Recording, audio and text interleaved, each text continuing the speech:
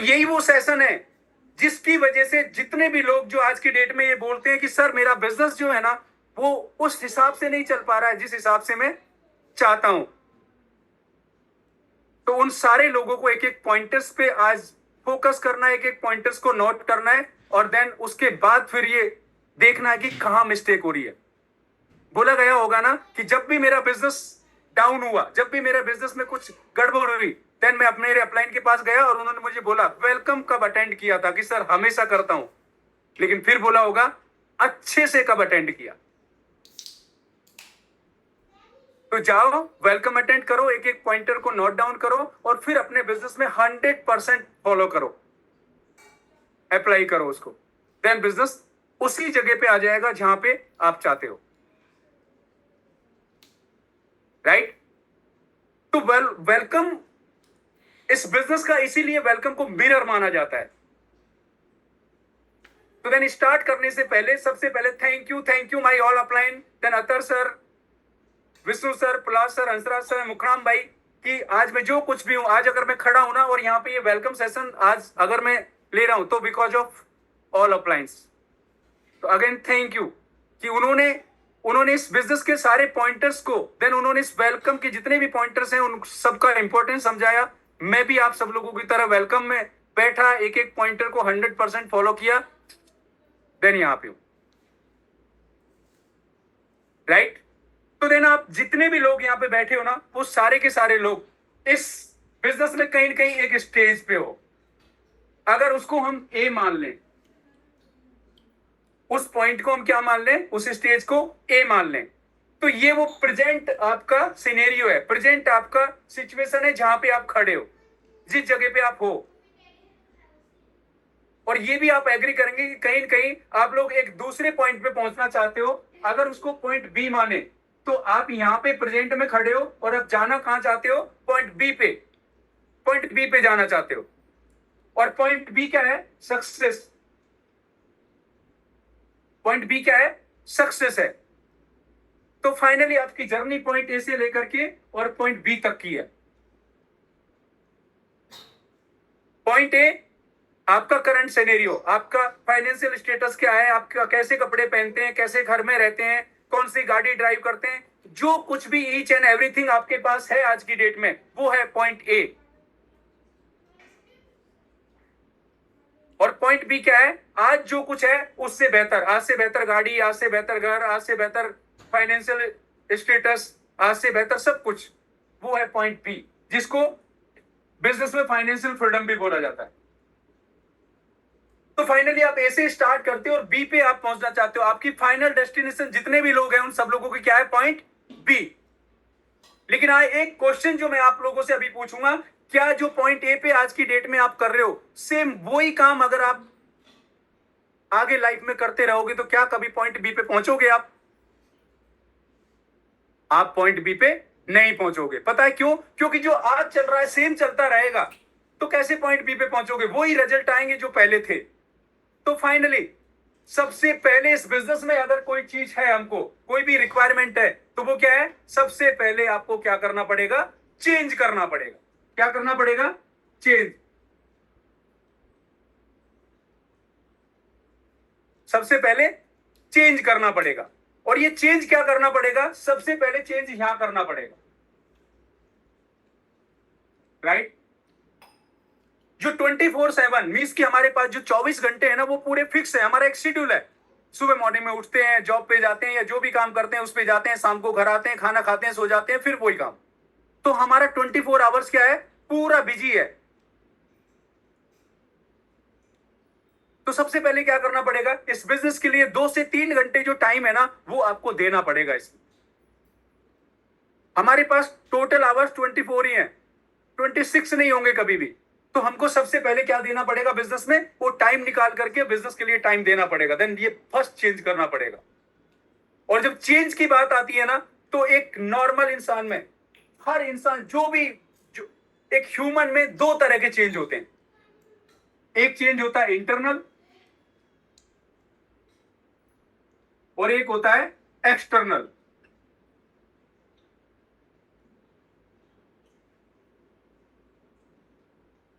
दोनों ही change important है business में, दोनों ही चेंज इंपॉर्टेंट है, लेकिन जो पहली मिस्टेक होती है हमसे इस बिजनेस में वो यहीं पे होती है। जो फर्स्ट मिस्टेक इस बिजनेस में कोई भी करता है इसी जगह पे करता है।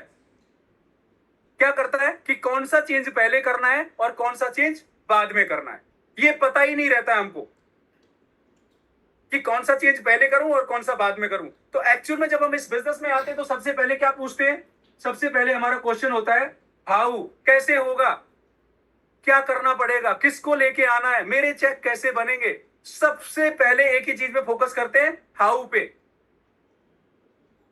और हाउ क्या है, हाउ है एक्सटर्नल चेंज। हाउ क्या है, एक्सटर्नल चेंज है। और एक्चुअल में इस बिजनेस में हमको एक्सटर्नल चेंज कब करना होता है, बाद में करना होता है। कब करना होता है, बाद में। और उसी चेंज को हम पहले करने की कोशिश करते हैं, और उस चेंज को जब स्टार्टिंग में ही पहले करने की कोशिश करते हैं तो हम बिजनेस में सक्सेसफुल होते ही नहीं, हो ही नहीं पाते हैं। हमको जो रिजल्ट दिखने चाहिए वो नहीं दिखते हैं। क्यों, क्योंकि फोकस ही हमने बाद वाले चेंज पे कर दिया। तो एक्चुअल में हमको जो चेंज करना होता है वो कौन सा चेंज करना होता है, इंटरनल चेंज करना होता है। और इंटरनल चेंज क्या है, वाई है। क्या है, वाई। क्यों, अगर आपको ये क्लियर है ना कि मुझे करना क्यों है, तो आप ये कभी नहीं पूछेंगे कि क्यों करना है, कैसे करना है, ये कभी नहीं पूछेंगे। तो क्यों इंटरनल चेंज ही पहले करे, इंटरनल चेंज ही पहले क्यों करे, ये जानना बहुत जरूरी है। अगर एक एग्जांपल से मैं आपको एक्सप्लेन करूं, सपोज करो आपको शादी के लिए लड़की देखने जाना है, तो सबसे पहले क्या आएगा आपके दिमाग में, एक थॉट आएगा। क्या थॉट आएगा, अगर शादी के लिए लड़की देखने जाना है तो पहले मैं सलून जाऊंगा, हेयर कट करवाऊंगा, फेशियल करवाऊंगा, फिर मार्केट जाऊंगा, अच्छे कपड़े खरीदूंगा, वेल अच्छे से वेल ड्रेसअप होकर के, और फिर लड़की के घर पहुंचूंगा।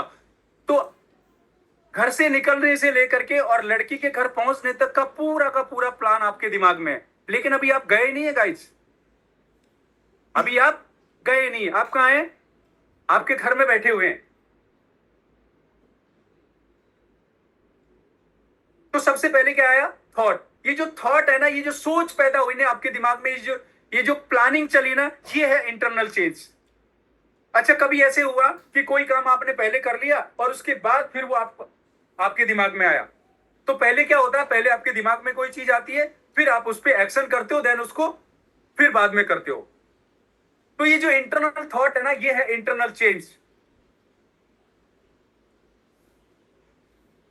तो देन वो क्या है, भाई अगर आपको ये क्लियर है कि मुझे करना क्यों है, तो ये आप कभी नहीं पूछोगे कि कैसे करना है। और ये भाई क्या है, अगर एक एग्जांपल से मैं एक्सप्लेन करूं भाई को, सपोज करो आपको बोला जाए कि दिल्ली से जयपुर जाना है, ये गाड़ी, ये ड्राइवर और सब कुछ आपको दे दिया जाएगा, आप जाएंगे, आप नहीं जाएंगे गाइस, आप पूछेंगे, क्या पूछेंगे, आप पूछेंगे कि जाना क्यों है, राइट। लेकिन अगर सेकंड सिचुएशन ये है कि आपको बोला जाए कि आप दिल्ली से जयपुर जाना है आपको, और जयपुर में एक होटल है, उस होटल के रूम नंबर इतने में 5 करोड़ रुपए रखे हुए हैं, अगर आप 4 घंटे के अंदर अंदर जयपुर पहुंचेंगे तो वो 5 करोड़ रुपए आपके। तो अब आप पूछेंगे कैसे जाना है, कहां से जाना है, सब कुछ अपने से प्लान करेंगे। पता है क्यों प्लान करेंगे, क्योंकि आपका वाई क्लियर है। वाई क्या क्लियर है, कि 5 करोड़ रुपए मिलेंगे मुझे वहां, राइट। तो जितना स्ट्रॉन्ग आपका भाई होगा ना, उतना ही इजी आपका हाउ हो जाएगा। लेट्स से एक और एग्जांपल से अगर मैं आपको एक्सप्लेन करूं, सपोज करो ये एक दीवार है और इस दीवार के तोड़ने के सारे इक्विपमेंट आपको दे दिए जाएं और आपको बोला जाए कि इस दीवार को तोड़ना है, तो आपको तोड़ेंगे, नहीं तोड़ेंगे। आप पूछेंगे कि भाई क्यों तोड़ूं मैं ये दीवार। बट सेकंड सिचुएशन ये है कि इस दीवार के पीछे एक रूम है और उस रूम में आपकी पूरी फैमिली है और रूम में आग लग गई है, और फैमिली को बचाने का सिर्फ एक ही रीजन है, और वो क्या है पता है, कि दीवार तोड़ करके ही आप अपनी फैमिली को बचा सकते हैं। अब आपके पास एक भी इक्विपमेंट नहीं होगा ना, आप कुछ भी हाथ पैर सिर कुछ भी मार के तोड़ेंगे, लेकिन दीवार तोड़ देंगे। पता है क्यों, क्योंकि आपका भाई क्लियर है कि दीवार क्यों तोड़नी है।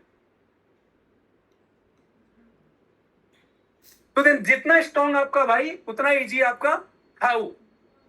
अब क्या है ये इंटरनल चेंज, ये जानना बहुत जरूरी है कि ये इंटरनल चेंज क्या है? जस्ट 1 मिनट ना।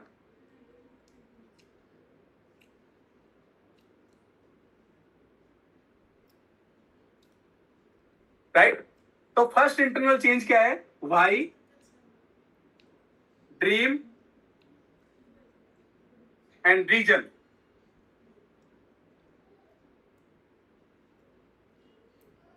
वाई, हमारा जो बिजनेस है ना, ये हमेशा स्टोरियों से कोरिलेट करके और एक्सप्लेन किया जाएगा। आपको पता है क्यों?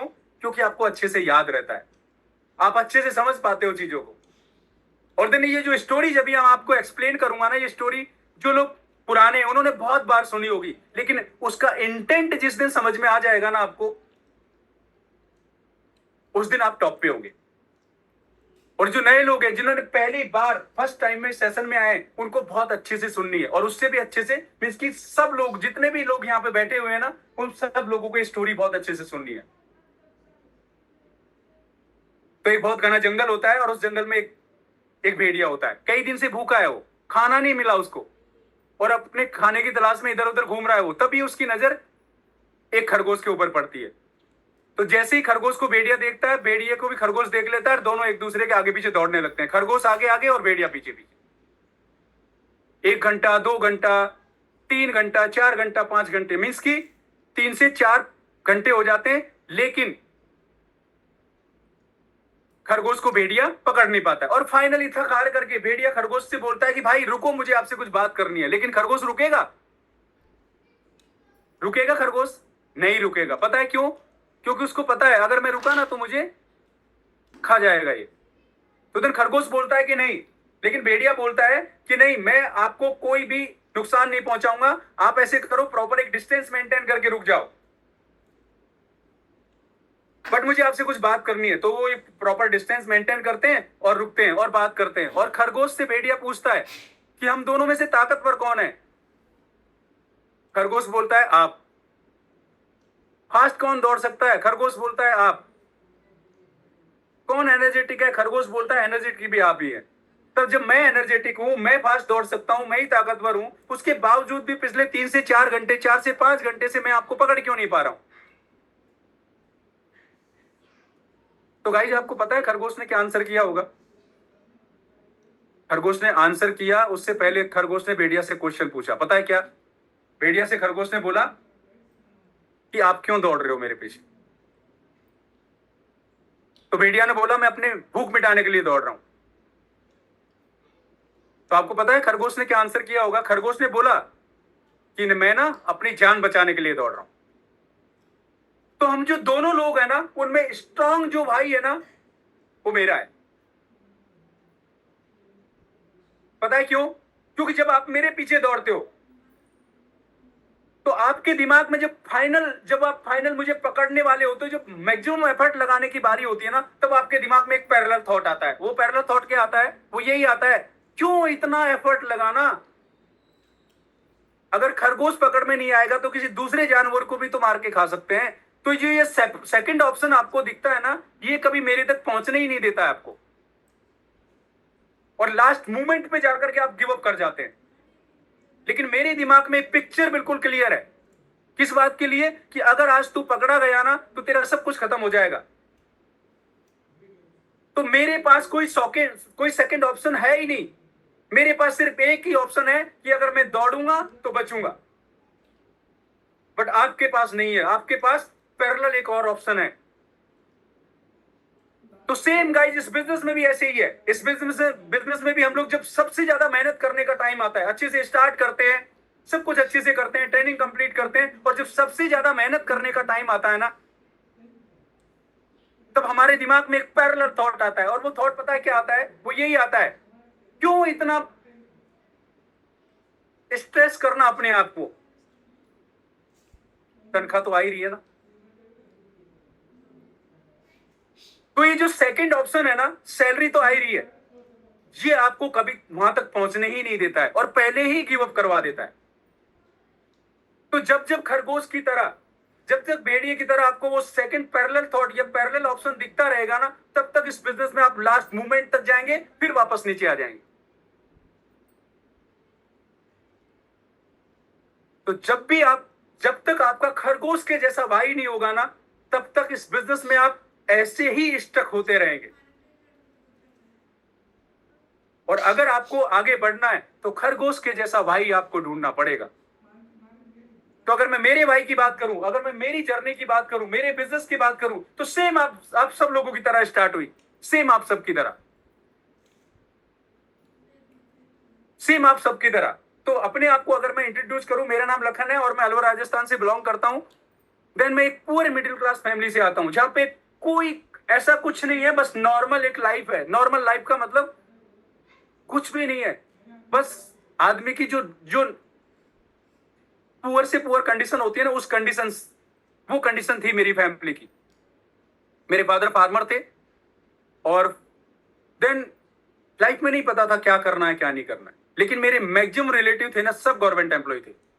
तो जब भी मैं अपने फादर के साथ जाता था अपने गवर्नमेंट रिलेटिव्स के यहाँ पे, तो हमेशा ने जो एक चीज मुझे रियलाइज होती थी कि हमको हमारा कोई रेस्पेक्ट नहीं करता था। पता है क्यों? क्योंकि ये तो खेती वाले लोग हैं, ये हमारे कैटेगरी के नहीं है। हमारे कैटेगरी के कौन है? जो हमारी तरह जॉब करते। तो वो हमेशा ना बुरा लगता था, वो भी है उनका।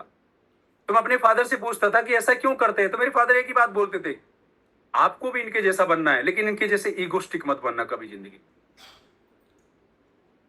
तो वहां से ना पहली बार वो जॉब वाला थॉट आया। जॉब वाला थॉट फर्स्ट टाइम में वहां से पैदा हुआ कि यार इन लोगों की तरह ना मुझे भी जॉब लगना है। और एक मिडिल क्लास फैमिली में जॉब वाला थॉट इतना स्ट्रांग होता है, ये मान लिया जाता है कि जॉब लगने के बाद में एक जादू की छड़ी आएगी और उसे दुनिया की सारी चीजें जो ये चाहता है ना, वो सब मिलेंगे। कुछ भी ऐसा नहीं रहेगा उसके बाद, जॉब के बाद, जो नहीं मिले। लेकिन ऐसा कभी नहीं होता है। तो देन आप सब लोगों की तरह देन मेहनत की, मेरे से ज्यादा मेरे पेरेंट्स ने मेहनत की, और 2009 में मैं जॉब लगा। और जब मैं जॉब, अगर मेरी फैमिली में आज भी पूछा जाएगा ना कि सबसे सबसे गोल्डन ईयर कौन सा ईयर है, तो वो 2009 बताएंगे कि हमारा बेटा जब जॉब लगा। कोई था ही नहीं मेरी फैमिली में कोई जॉब वाला। तो जॉब लगा एसएससी से थ्रू में डायरेक्ट सब इंस्पेक्टर में, और सीआरपीएफ मुझे मिला। और देन ऐसा कोई पर्सन नहीं रहा होगा जिसको मेरे मदर फादर ने बताया नहीं कि हमारा बेटा भी जॉब लगा। बहुत एक्साइटेड थे वो। मैं भी गया, ठीक है, जॉब में गया। और जॉब में जाने के बाद 3 से 4 साल मैं अनमेरिड रहा। क्यों? क्योंकि और प्रिपरेशन करता रहा, क्योंकि मेरा भी वही एक जॉब वाले माइंडसेट की तरह, जॉब वाले पर्सन के माइंडसेट की तरह मेरा भी वही माइंडसेट था कि ठीक है, अगर मुझे मेरी 50,000 रुपए की सैलरी है, एक एम्प्लॉय कैटेगरी का क्या थॉट होता है, 50,000 रुपए की सैलरी है, उसको 1 लाख रुपए अगर चाहिए ना, तो वो ऐसी जॉब की प्रिपरेशन करेगी जिसमें सैलरी 1 लाख रुपए हो। तो देन मैं अलग अलग प्रिपरेशन कर रहा था, बट बिजनेस के बारे में कभी सोचा ही नहीं था। ऐसा कुछ था नहीं दिमाग में, कुछ भी नहीं था, सेम आप लोगों की तरह। तो 3 से 4 साल में बहुत सारे कंपटीशन की एग्जाम दी, बहुत सारे इंटरव्यूज दिए, और फाइनली कहीं नहीं हुआ। तो अब ये डिसाइड किया कि जिस डिपार्टमेंट में है वहां मेहनत करते हैं, जहां है वहां मेहनत करेंगे दिल से। तो देन उसी मेहनत के बिहाफ पे 2017 में मुझे राष्ट्रपति अवार्ड मिला, और उसके गैलेंट्री अवार्ड के बेस पे देन मुझे राजस्थान गवर्नमेंट ने 25 बीघा जमीन दी, 6 लाख रुपए दिए, ट्रेन का, फ्लाइट का, बस के फ्री पासेस दिए। और देन ये लग गया कि यार लाइफ में जो भी है ना सब अचीव कर लिया, राइट। और अब मैं बताता हूं कि ये जो बिजनेस है ना, ये बिजनेस गॉड का मास्टर प्लान है आपकी लाइफ में। और ये क्यों मास्टर प्लान है, ये मैं बताता हूं आपको कैसे मास्टर प्लान है, क्योंकि मेरी लाइफ में ये मास्टर प्लान था बहुत बड़ा। तो 2019 में मैंने एक घर लिया 60 लाख रुपए का। 60 लाख रुपए का घर इसलिए डिसाइड किया कि यार 60 लाख रुपए का जब घर लेंगे ना, तो हम भी लोगों को बोलेंगे कि मेरा भी 60 लाख रुपए का घर है। 60 लाख रुपए का घर ले लिया, 42 लाख का लोन हुआ था, 18 लाख रुपए रिलेटिव से लिए, और उसके बाद में 46,000 रुपए की ईएमआई थी मेरे पास। 80,000 रुपए की सैलरी थी मेरे पास। टोटल सैलरी में से 20-25,000 रुपए बचते थे, राइट। तो फाइनली जब वो घर लिया, घर लेने के बाद में कि हमारे पास भी एक घर है, लेकिन घर के ओरिजिनल पेपर बैंक ने नहीं दिए मुझे, बोला 25 साल के बाद मिलेंगे। तो पहली बार ये मुझे समझ में आया कि ये जो घर है ना, ये मेरा नहीं है, ये बैंक का है। 25 साल तक बैंक के घर में मुझे रेंट पे रहना है, जिसका रेंट कितना 46,000 रुपए पर मंथ। और 46,000 रुपए पर मंथ की सैलरी 25 साल तक मुझे भरनी है। 25 साल के बाद मेरा ये घर होगा, तब मैं 57 साल का हो जाऊंगा। और जब घर के ओरिजिनल पेपर मुझे मिलेंगे ना, तो शायद मुझे नाम भी पढ़ने में नहीं आएगा कि मेरा ही है, किसी और का, किसी के नाम से पेपर। बट ऐसा नहीं है कि मैं कोई बिजनेस करना चाहता था। तो मेरी लाइफ में ना, देन मेरे कोई बहुत बड़े ऐसा कुछ नहीं था। मैं अपनी पूरी तरह से सेटिस्फाई था सब चीज में। देन ये जब घर लिया ना, तब थोड़ा सा लगा कि अब मैं थोड़ा क्राइसिस में आ गया हूं। और उसी टाइम मेरी लाइफ में ये बिजनेस आया। देन थैंक यू मुकरम भाई, जो एंजल बन के आए, क्लैप फॉर हिम मेरी लाइफ में। उनको मैं एक रेलवे स्टेशन पे मिला 16 साल के बाद। 16 साल पहले हम लोग कॉलेज पास आउट करके और चले गए थे। नहीं पता था वो कौन से डिपार्टमेंट में जॉब लगे हैं कि नहीं लगे हैं। उनको मेरे बारे में कुछ नहीं पता था, कभी बात ही नहीं हुई थी। लेकिन 16 साल के बाद उन्होंने मुझे रेलवे स्टेशन पे देखा, बात नहीं की, क्योंकि कंफ्यूजन में थे वो है या कोई और है। मैंने उनको नहीं देखा। और देन उसके बाद ये बिजनेस आया, जब मैंने ये घर खरीदा उसके जस्ट बाद में बिजनेस में आ गया। आप सब लोगों की तरह जैसे आप सारे लोग आए, मैं भी वैसे ही आया। कोई क्वेश्चन नहीं, कोई कुछ नहीं। मैंने कोई कुछ इफन बट नहीं किया बिजनेस में। बस ठीक है, अगर मेरी लाइफ में कोई अपॉर्चुनिटी आई है, जो पर्सन 16 ईयर के बाद मुझे वापस मिला है, गॉड ने भेजा है, तो शायद इसीलिए भेजा होगा। तो बिजनेस में आ गया। और आप सब लोगों की तरह ना, मैं भी वेलकम में आता था, खरगोश और भेड़िए की कहानी सुनता था। और मुझे हमेशा कई बार ऐसे लगता था, क्यों ये बार बार खरगोश और भेड़िया वाली कहानी सुनाते हैं? ये तो मैंने सुन रखी है, ये तो सेम है सारी चीजें। लेकिन मैं बोला ना कि जिस दिन इस खरगोश और भेड़िया वाली कहानी का इंटेंट समझ में आ गया ना आपको, उस दिन आप बिजनेस में ना ऐसे दौड़ेंगे। तो देन ठीक है, आ रहा था, जा रहा था। फिजिकली बिजनेस में था, लेकिन मेंटली नहीं था। पूरा फोकस जॉब पे था। अपलाइन कॉल करेगा, आईडी भेजने के बाद भी नहीं, अपलाइन कॉल करेगा तो चलेंगे, इसी तरीके से। और 2 से देन उसके बाद 18 अक्टूबर को बिजनेस में मैं आया। उससे 2 से 3 से 4 महीने के बाद 18 अक्टूबर को मेरे फादर, मैं छुट्टी पे था। और छुट्टी पे जब मैं गया, ऐसा नहीं था नॉर्मल, मैं 1 महीने की छुट्टी गया हुआ था, ऐसा कुछ था नहीं किसी भी तरीके से। तो 8 अक्टूबर को मेरे फादर हैं, वो ऐसे कुछ कर रहे थे और वो गिर गए, चक्कर आए उनको। और जब वो गिर गए ना, तो उठाए, मैं हॉस्पिटल लेकर के गया। डॉक्टर ने बोला गर्मी की वजह से या कुछ भी इसी खाने पीने की वजह से ऐसे हुआ है, ऐसा कोई बहुत बड़ी कोई इश्यू नहीं है। उन्होंने दवाई दी और दवाई देने के बाद में भेज दिया। लेकिन वो बार बार बोल रहे थे कि मेरे सिर में ना कुछ अजीब सा हो रहा है। डॉक्टर ने बोला कि आपको गैस्ट्रिक की वजह से इस तरह से कुछ हो रहा होगा, बाकी इतना कुछ है नहीं, नॉर्मल है सब, ये दवाई खाना और इससे ठीक हो जाओ। तो दवाई खा रहे थे वो। 18 अक्टूबर को मेरी जब छुट्टी कंप्लीट हुई, तो देन 18 अक्टूबर को मैं वापस जाने के लिए रेडी हो रहा था। और उन्होंने मुझे बुलाया। जैसे मैं रेडी हो रहा था, उन्होंने मुझे बुलाया, इधर आ। तो मैं बोला हाँ बताओ। तो बोला आज मत जा, तू कल चले जाना। और गाइस, ये बात ना उन्होंने कभी नहीं बोली पहले। मैं कोबरा में था, देन बहुत सारे एनकाउंटर्स में रहा, उनको पता थी ये सारी चीज, तब भी कभी ऐसे बोला नहीं। लेकिन इस बार तो मैं माउंट आबू में ही था, और उन्होंने पहली बार ये बोला कि आज मत जा, कल चले जाओ। तो मैंने बोला कि क्यों, कि नहीं आज मेरा भेजने का मन नहीं है तेरे। तो मैंने बात की। आप सब लोग, मैं ये नहीं कहता कि मैं फोर्स से बिलोंग करता हूं इसलिए मेरे साथ ऐसी प्रॉब्लम थी। आप सब लोग, आप किसी भी डिपार्टमेंट से बिलोंग करते हैं, आप टीचर हैं, बैंकर हैं, आप रेलवे में हैं, आप किसी भी एनी डिपार्टमेंट, किसी भी डिपार्टमेंट से बिलोंग करते हैं, अगर आप टीचर हैं और आपको अगर रुकना है, आप अपने हेड ऑफ डिपार्टमेंट से बात करेंगे कि आज मैं नहीं आ सकता हूं। और अगर आपका हेड ऑफ डिपार्टमेंट ये बोले, अगर आपका प्रिंसिपल ये बोले कि नहीं आपको आना है स्कूल, आने के बाद आपका अटेंडेंस करके वापस चले जाना है, तो आप जाएंगे। तो मुझे बोला कि नहीं आपको आना ही है। आप एक डिपार्टमेंटल इंक्वायरी में प्रेजेंटिंग ऑफिसर हो। फिर प्रेजेंटिंग ऑफिसर का काम है कि जितने भी जो लोग हैं उनको आप रिप्रेजेंट करोगे पीओ के सामने, और आपको आना ही है, कल आप आके वापस चले जाओ। तो इसी बात में बहस हो रही थी, और मेरे फादर सुन रहे थे ये बात। पता है उन्होंने क्या बोला कि ठीक है तू जा, हम ना फोन करके बुला लेंगे तेरे। पता है क्यों? क्योंकि कहीं ना कहीं उनको ये लगता था कि शायद मेरे बेटे की नौकरी चली जाए।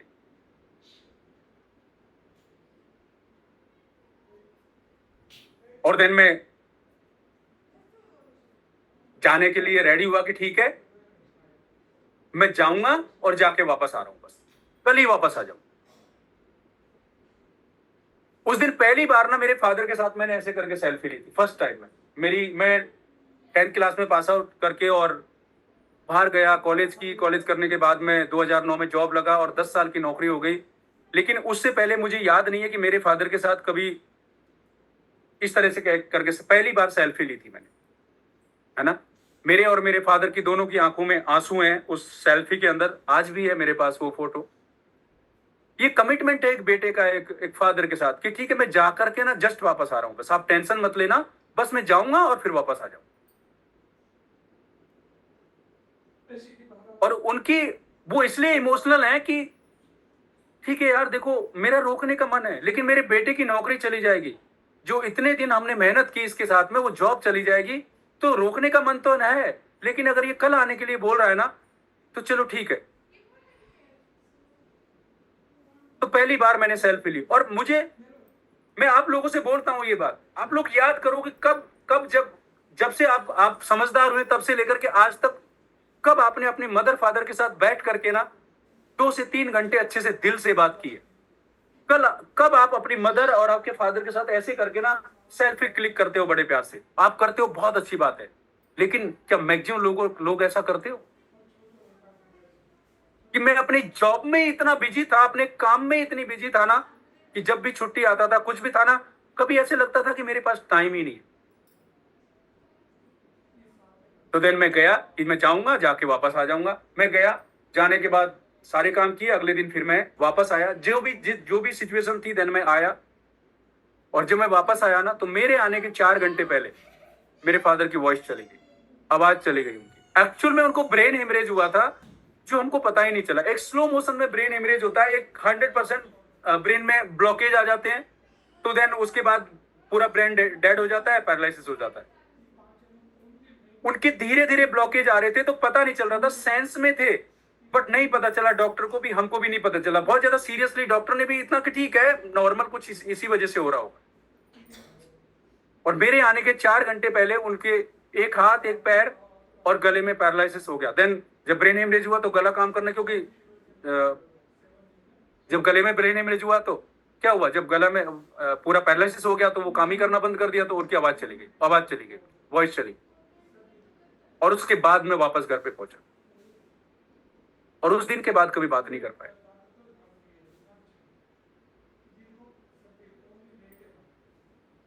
तो मैं अपनी इमोशनल स्टोरी नहीं सुना रहा हूं यहां पे आपको कि ऐसा है, बट जो 2 चीज मुझे समझ में आई ना, जो उस दिन समझ में आई, वो मैं आपको एक्सप्लेन कर रहा हूं।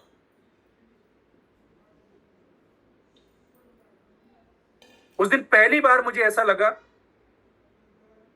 कि लखन दुनिया का सबसे गरीब आदमी तू ही है, जिसके पास अपने फादर के लिए सिर्फ एक दिन नहीं था।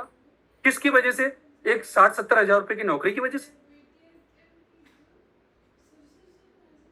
आप जाओ अपनी पास्ट लाइफ में जाओ, आप जाओ अभी इस वेलकम सेशन के बाद अपने मदर फादर को कॉल करना आप और उनसे पूछना क्या चाहिए आपको लाइफ में। ये पूछना, सीधा क्वेश्चन करना उससे कि आपको क्या चाहिए लाइफ में। पता है वो क्या बोलेंगे? एक सिंपल सा सेंटेंस है उनके पास, पता है क्या बोलेंगे? बेटा हमको क्या चाहिए? आप अपने बच्चों के साथ खुश रहो, बस इसी में हमारी खुशी। आपको क्या लगता है उनको चाहिए नहीं कुछ? अरे वो आप अपनी लाइफ में इतने बिजी हो कि उनको डर लगता है आज ये बोलते हुए कि अगर मैं इसको कुछ बोलूंगा ना तो अगर इसने मना किया तो बहुत पेन होगा। और वो जो दुख है ना वो आज से ज्यादा नहीं होगा। ये बोलने में, ये जो मैं बोल रहा हूं, हम बोल रहे हैं ना कि आप अपने बच्चों के साथ खुश रहो, हमने तो सारे शौक पूरे कर लिए, हम तो बुढ़े हो गए, हमारे कौन से एंजॉय करने का टाइम है अभी, इसलिए वो बोलते ही नहीं। और अगर आपको ये लगता है कि ये बात मैं झूठ बोल रहा हूं तो आप अपने मदर फादर को कॉल करना। और अगर आपके फादर ने आईफोन मांग लिया ना कि मुझे 17 प्रो मैक्स चाहिए, आप पता है क्या बोलेंगे? आप क्या करोगे यार आईफोन का 17 प्रो मैक्स? अरे वो तो मेरे पास भी नहीं है।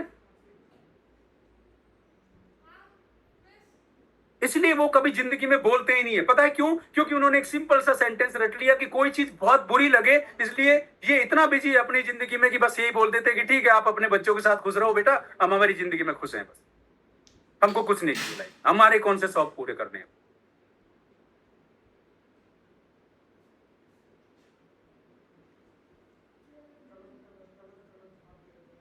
देन सेकंड जो बात ये समझ में आई वो ये आई कि आप पास्ट लाइफ में जाओ और आप देखो, आपके फादर ने अगर आपको 5,000 रुपए भी कभी ला करके दिए होंगे ना, तो आपके अंकल से नहीं पूछा कि मैं इसको दूं या नहीं दूं पढ़ाई के लिए। कभी 5,000, कभी 10,000, कभी इससे लाके, कभी उससे लाके, कभी कहां से, लेकिन आपको कभी ये रियलाइज ही नहीं होने दिया कि लोगों ने क्या क्या बोला था। मेरे फादर पूरे गांव में घूमते थे तब 500 रुपए लेकर के आते थे, क्योंकि 250 रुपए मेरा रूम रेंट था और 250 रुपए में पूरा महीने का खर्चा चलता था। तब स्टार्टिंग की बात कर रहा हूं मैं, जब मैं 10th क्लास पास करके बाहर निकला। और बहुत सारे लोग उनको इसलिए पैसे नहीं देते थे कि अगर इसको पैसे देंगे ना तो इसके बच्चे पढ़ लिख करके कुछ बड़े बन जाएंगे, और बोलते थे अरे तो क्यों अपनी जमीन बेच देगा क्या इनके चक्कर में, कुछ नहीं बनेंगे ये जिंदगी में, हमको पता है वो क्या कर रहा है, हमको पता है तुम्हारे तेरे बच्चे कितने वो है। लेकिन कभी एक बार भी ऐसे नहीं बोला कि बेटा लोग ये बोलते हैं थोड़ा ध्यान से पढ़ाई करना। इतना कॉन्फिडेंस था उनको हमारे ऊपर, इतना कॉन्फिडेंस था। कभी अगर जितने भी पैसे दिए ना, ना अंकल से, ना यहां तक कि मेरी मदर से पूछ करके भी नहीं बोला कि इसको मैं दूं या नहीं। लेकिन जब उन्होंने एक दिन मांगा था ना, वो एक दिन भी मैंने एक थर्ड पर्सन से पूछा था कि मेरे फादर के लिए एक दिन चाहिए। मेरे अपने फादर के लिए एक दिन डिसाइड करने वाला भी एक थर्ड पर्सन था, मैं नहीं था। वो लखन डिसाइड नहीं कर रहा था, उसका हेड ऑफ इंस्टीट्यूशन डिसाइड कर रहा था कि वो मिलेगा या नहीं मिलेगा। मेरे अपने फादर के लिए अगर एक दिन डिसाइड भी कोई दूसरा पर्सन करे, कौन सा काम कर रहा था मैं जिंदगी में।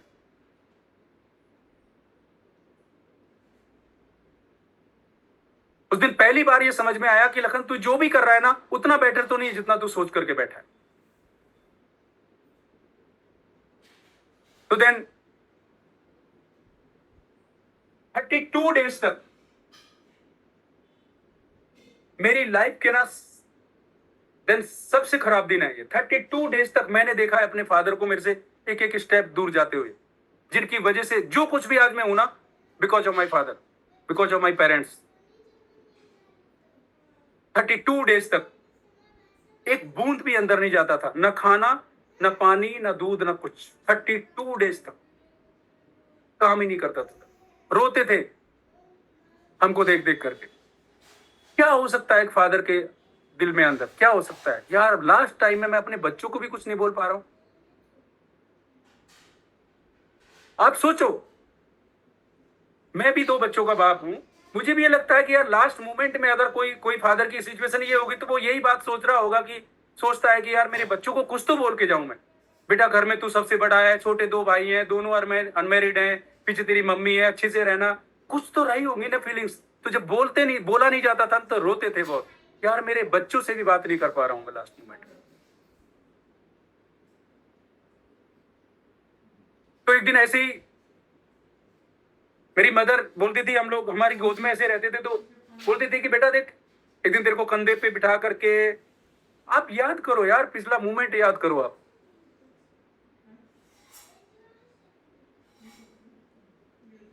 वो हर चीज ला करके दी, लेकिन ऐसे चम्मच से दूध का एक बूंद भी डालते थे ना, वो भी अंदर नहीं जाता था।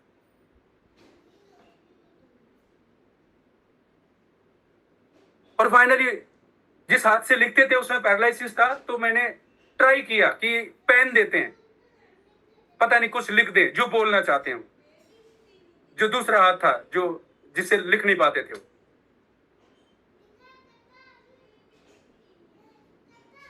ऐसे लिख करके गए 2 लाइन। ये है मेरे पास आज भी, आज तक समझ में नहीं आया क्या लिखा है। सोचो क्या लिखा होगा, यही लिखा होगा कि यार, मतलब नहीं समझ पाया क्या लिख के गए।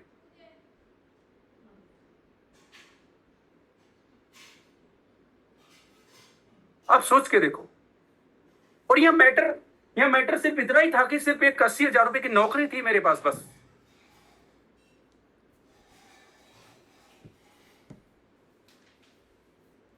जिन्होंने उस नौकरी तक पहुंचाया ना, उनके लिए एक दिन नहीं था यार। वो एक दिन मैं डिसाइड नहीं कर रहा था, कोई और डिसाइड कर रहा था। और फाइनली 32 डेज के बाद 19 नवंबर को एक्सपायर हो गए। और पहली बार 19 नवंबर को मुझे खरगोश और भेड़िया वाली कहानी समझ में आई कि एक्चुअल में मुझे बिजनेस क्यों करना है। मैं उस सेकंड ऑप्शन को क्यों देखूं जिसकी वजह से मेरे फादर के लिए सिर्फ दिन नहीं मिल पाया। तो देन मुझे बिजनेस क्यों करना है। 19 नवंबर को पहली बार मुझे समझ में आया। पहली बार मुझे यह समझ में आया कि जितने भी अपलाइन जो बोल बोल करके जाते थे ना कि लखन तुम इस बिजनेस को तब बिल्ड कर लो जब आपको इसकी रिक्वायरमेंट नहीं हो। तब जब रिक्वायरमेंट हो ना तो आप बहुत अच्छे से लाइफ जी सकते हो। उस 19 नवंबर को पहली बार मुझे वेलकम समझ में आया। उस 19 नवंबर को पहली बार मुझे जितने भी लोग सिस्टम लेकर के जाते थे और वो एक एक पॉइंटर्स को बोलते थे कि ये बिजनेस आपका सब कुछ सेट कर देगा, सब कुछ दे सकता है आपको, वो 19 नवंबर को समझ में आया जिस दिन मेरे फादर ही नहीं रहे। तो देन 19 नवंबर को पहली बार मेरे फादर से मैंने ये कमिटमेंट किया कि ठीक है आज आप मेरी लाइफ में नहीं है, लेकिन आज 19 नवंबर को मैं ये कमिटमेंट करता हूं आपसे। मैं ये वादा करता हूं कि नेक्स्ट ईयर जब 19 नवंबर आएगा तो मैं इतना मेहनत करूंगा इस बिजनेस में कि नेक्स्ट ईयर 19 नवंबर से पहले मैं अपने जॉब को क्विट कर दूं, जिसकी वजह से मैं आपको एक दिन नहीं दे पाया।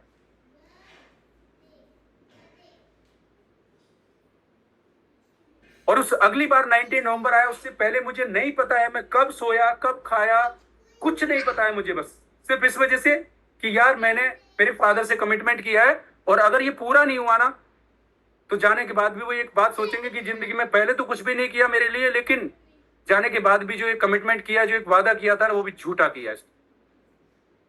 और देन नेक्स्ट ईयर 19 नवंबर से एक महीने पहले 4 अक्टूबर को मैंने अपनी जॉब को क्विट कर दी।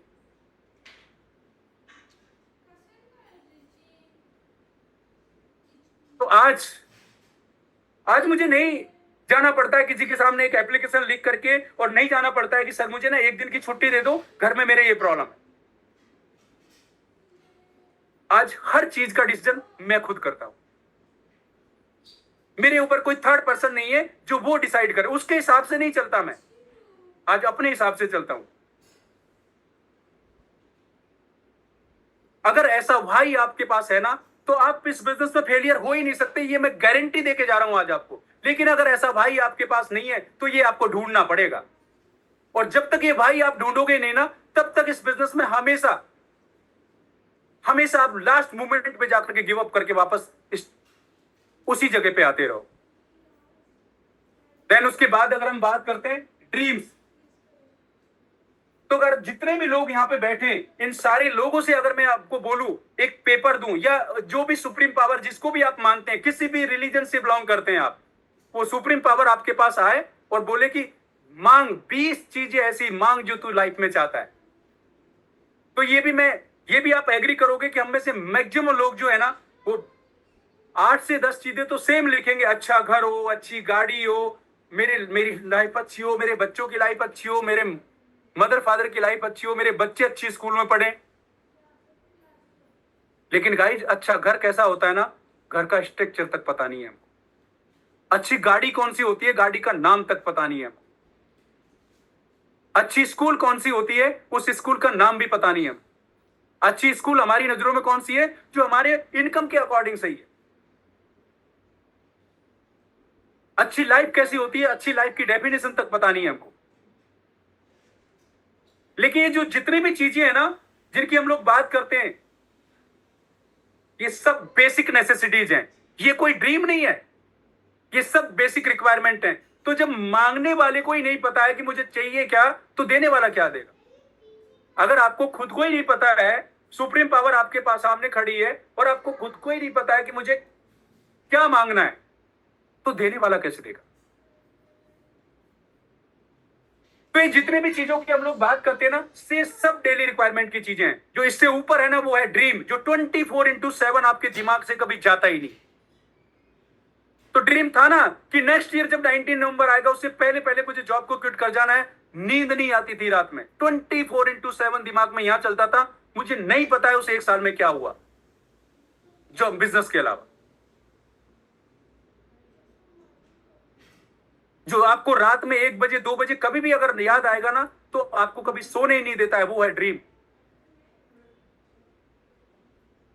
ऐसे ड्रीम हमको ढूंढने पड़ेंगे, ऐसे ड्रीम हमको ढूंढने पड़ेंगे। था एक ड्रीम, लेकिन जॉब लगने के बाद भूल गया मैं उसको। ड्रीम था जब मैं जाता था अपने फादर के साथ अपने रिलेटिव्स को के यहाँ पे, तो जब भी वो उनको अवॉइड करते थे तो मेरा एक ड्रीम था जब उस टाइम में हुआ करता, लेकिन जॉब के बाद वो सब फिनिश हो गया, नहीं वो भूल गया उसको। अपनी लाइफ में मस्त था। क्या ड्रीम था? कि एक दिन इन लोगों से अच्छा घर बनाऊंगा, इनसे अच्छी गाड़ी खरीदूंगा, और उस गाड़ी की बगल वाली सीट पे बिठा करके ना अपने फादर को इन सब लोगों को लेके घर, इन सब लोगों को घर लेके जाऊंगा। पता है क्यों? क्योंकि इसलिए कि देखो आज ये वही पर्सन है, आपसे अच्छा घर है, आपसे अच्छी गाड़ी है, लेकिन आज भी ये वैसे ही डाउन हम्बल है, देन ईगोस्टिक नहीं है।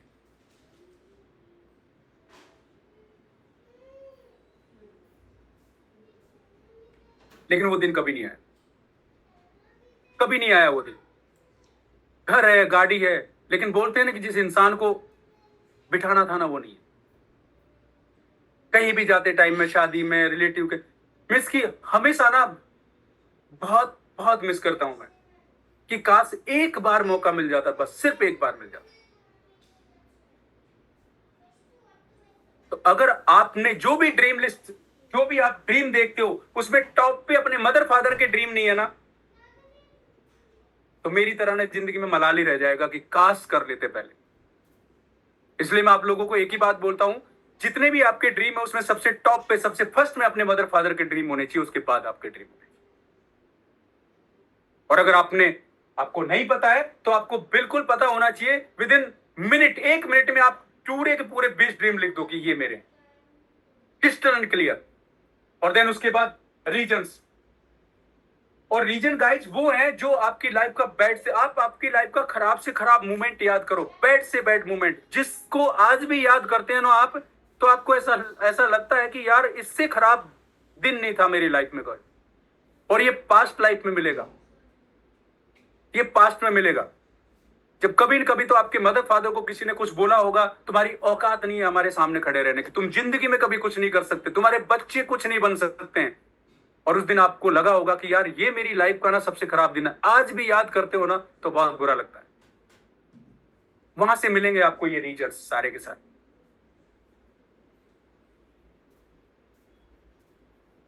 तो मेरी लाइफ का रीजन यही है। मेरे फादर, मेरे फूफा जी ने अपनी लड़की की शादी की और हमारे घर पे आकर के बोले कि 51,000, 2001 की बात है गाइस, 2001 में 51,000 रुपए हमारे हमारे लिए 1 करोड़ से बहुत पैसा था हमारे लिए।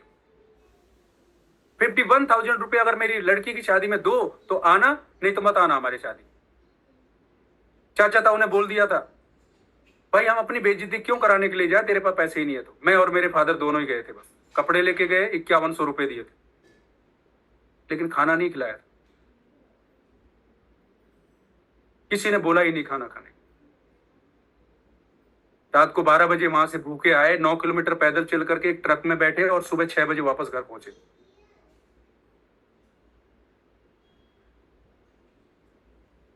और उस दिन पहली बार मेरे फादर को मैंने रोते हुए देखा। पता है क्यों?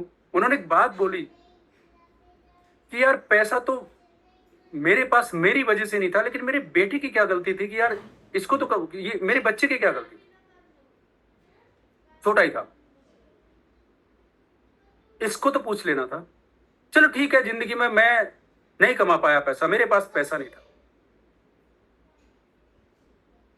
गाइज ये जो मोमेंट है ना, ये मेरी लाइफ का सबसे बैड मोमेंट है। मीन्स कि इसको ना, ये हमेशा दिमाग में चलता है,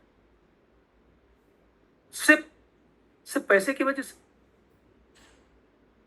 ऐसे रीजंस मिलेंगे आपको अपनी लाइफ में बहुत सारे, जो आज भी आप सोचोगे ना तो आपको यहां से मिलेंगे वो रीजंस। बट जब तक ये वाइड ड्रीम रीजंस आप नहीं ढूंढोगे ना, आप इस बिजनेस में आगे बढ़ ही नहीं पाओगे। इसलिए बोला था ना कि एक एक पॉइंटर को आपको फॉलो करना है। और अगर आपके वाइड ड्रीम रीजंस भी अगर बहुत अच्छे हैं, लेकिन सेकंड इंटरनल चेंज अगर आपका क्लियर नहीं है, और सेकंड इंटरनल चेंज क्या है? Faith and believe.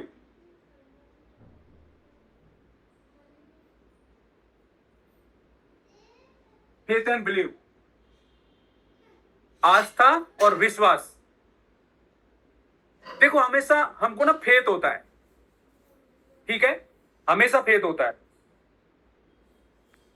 हम बहुत बार ना हमको जिसके भी ऊपर जो भी जिसमें भी हमारी आस्था होती है, भगवान में, गॉड में, अल्लाह में, जिसमें भी, ठीक है, आस्था होती है। कई बार हम बोलते हैं ना, हमको हमको सबसे पहले क्या होता है? फेथ होता है, ठीक है। तो ये बिलीव क्या है फिर? तो फेथ क्या है? लोगों से सुन करके और पहले से सारी चीजें जो चली आ रही है उनसे सुन करके हम लोग क्या कर लेते हैं? फेथ कर लेते हैं। आस्था होती है हमको कि भगवान इतने रुपए का प्रसाद चढ़ा दूंगा, मेरा ये काम हो जाए। तो ये आस्था थी, बोल दिया हमने। लेकिन बिलीव में कब कन्वर्ट होगा? जब एक्चुअल में जो बोला है वो काम हो जाता है तब। तो आपको बिजनेस में फेथ है आज की डेट में, लेकिन बिलीव में कब कन्वर्ट होगा वो? जब आपके अकाउंट में पैसे आने लग जाएंगे तब जाकर। तो ये जो फेथ है ना, या तो 100% होता है या होता है 0%। ये कभी भी ऐसे नहीं होता कि 99% फेथ है और 1% फेथ नहीं है। Just like a pregnant lady, या तो 100% प्रेग्नेंट रिजल्ट आएगा या 0%। तो ये जो बिजनेस है ना, इस बिजनेस में आपको हमेशा हाईलाइट मोड में रहना है। किसमें रहना है? हाईलाइट मोड में। हाईलाइट मोड क्या है? हाईलाइट मोड का मतलब, सपोज करो, एक एग्जांपल से समझते हैं। इंडिया और पाकिस्तान का मैच है, T20 मैच है, और जैसे ही मैच स्टार्ट होने वाला लगता है, स्टार्ट होने वाला होता है, तभी आप जिस कंपनी में काम कर रहे हैं उस कंपनी का सीईओ अमेरिकन है, उसको मैच से कोई लेना देना नहीं है। उसने क्या किया? एक इमरजेंसी मीटिंग रख ली। 3 से 4 घंटे उस मीटिंग में लगे, लैपटॉप मोबाइल सब साइड में रखवा लिए कि सारे लोग मीटिंग में रहेंगे। अब आपको नहीं पता है कि मैच में क्या चल रहा है, लाइव नहीं देख रहे हो आप, पर जैसे ही मीटिंग खत्म होने के बाद आप आते हो, और आने के बाद आप देखते हो कि लोग डांस कर रहे हैं, लोग पटाखे छुड़ा रहे हैं, लोग एंजॉय कर रहे हैं, तो आपको ये तो क्लियर हो गया कि इंडिया मैच जीत गया। तो अब आप क्या करेंगे? आप गाड़ी लेंगे और गाड़ी लेकर के कहां पहुंचेंगे? आप फटाफट घर पहुंचेंगे, हाईलाइट्स, टीवी ऑन करके हाईलाइट्स देखेंगे आप, राइट? तो आपने हाईलाइट्स देखी, और हाईलाइट्स जब आप देख रहे थे तो आपने देखा कि पहले पाकिस्तान ने बैटिंग की और पाकिस्तान ने बैटिंग करके 250 रन बना दिए 20 ओवर में। अब सोचो आप, 20 ओवर में पाकिस्तान 250 रन बना दिए। यही मैच अगर आप लाइव देख रहे होते तो आपको टेंशन होती कि नहीं होती? हो जाती। भाई पाकिस्तान ने बहुत बड़ा मैच, बहुत बड़ा स्कोर खड़ा कर दिया, देन ये टारगेट अचीव होगा कि नहीं होगा? यही होगा। लेकिन अभी आप टेंशन में आएंगे? नहीं आएंगे, और एक्साइटेड होंगे आप। पता है क्यों? क्योंकि रिजल्ट ऑलरेडी आपको पता है कि इंडिया मैच जीत चुका है।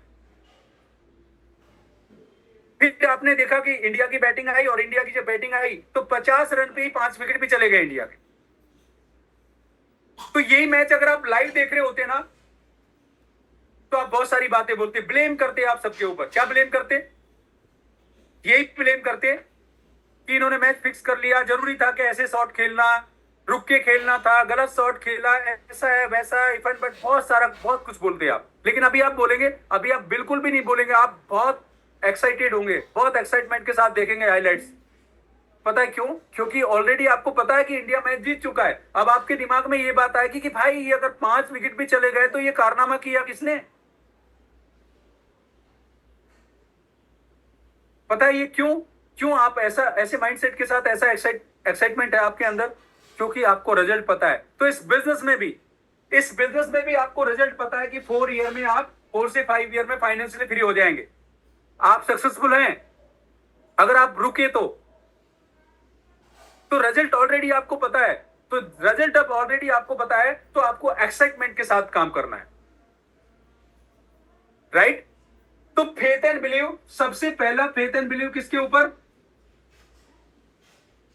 गॉड के ऊपर। पहला फेथ एंड बिलीव किसके ऊपर? गॉड के ऊपर। एक तरफ हम बोलते हैं कि एक पत्ता भी भगवान की मर्जी के बिना नहीं हिलता है, राइट?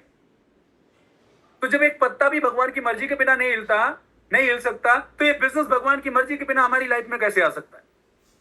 क्योंकि ऊपर वाले से हमने कभी न कभी तो मांगा था, किसी न किसी फॉर्म में मांगा था, तो हम भूल गए, लेकिन वो नहीं भूले। और जब राइट टाइम आया ना, तो आपको उन्होंने दिया। अब आपको एप्पल और ऑरेंज आपने अगर जूस मांगा है ना, तो एप्पल और ऑरेंज वो दे सकते हैं। जूस निकाल करके आपके हाथ में ग्लास नहीं पकड़ाएंगे, वो तो आप ही को निकालना पड़ेगा, राइट? तो आपने मांगा इसलिए आपको मिला।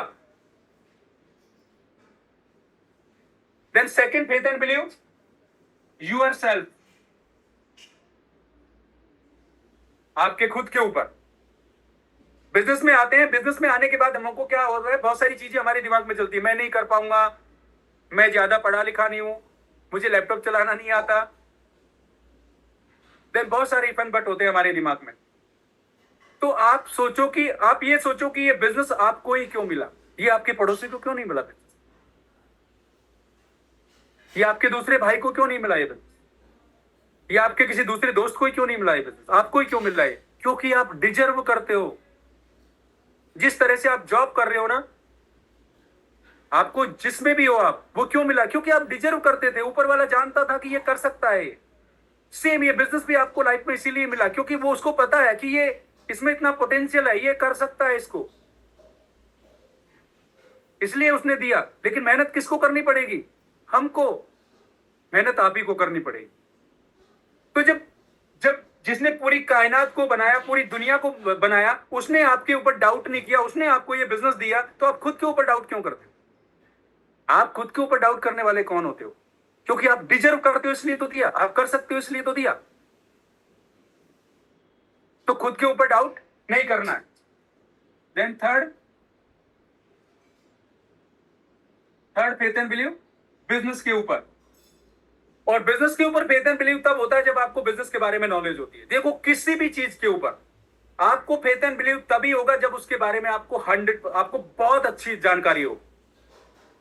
बिजनेस में हमारा फेथ एंड बिलीव तभी गड़बड़ होता है जब बिजनेस के बारे में हमारी नॉलेज पुअर होती है।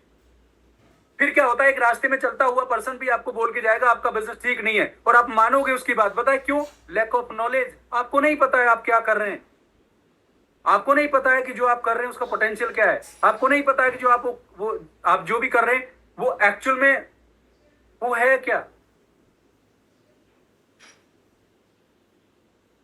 तो इसके लिए क्या करना पड़ेगा? आपको आपकी नॉलेज इंप्रूव करनी पड़ेगी।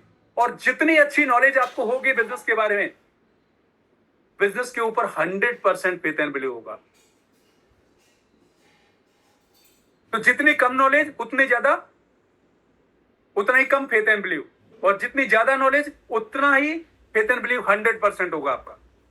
तो आपको अच्छे से बुक्स पढ़नी है, अच्छे से वीडियोस देखनी है, और जितने जो भी बिजनेस एक्टिविटीज हैं, जो जिनसे भी बिजनेस के बारे में नॉलेज मिलती है, बहुत अच्छी तरीके से वो सारी चीजें फॉलो करनी है आपको। और then fourth faith and believe team.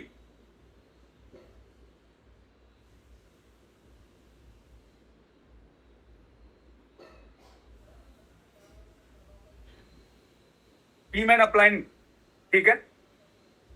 तो अपलाइन फेथ एंड बिलीव का मतलब कि जिस पर्सन के साथ आप काम करते हैं, जो पर्सन आपको इस बिजनेस में आगे बढ़ाना चाह रहा है। हमारे बिजनेस में अपलाइन एक ऐसा फ्री का एक टूल है जिसको यूज करके आप बिजनेस में आगे बढ़ सकते हैं। अगर उसके ऊपर फेथ एंड बिलीव आपका गड़बड़ है ना, आप इस बिजनेस में ग्रो नहीं करेंगे, कभी ग्रो नहीं कर पाएंगे आप।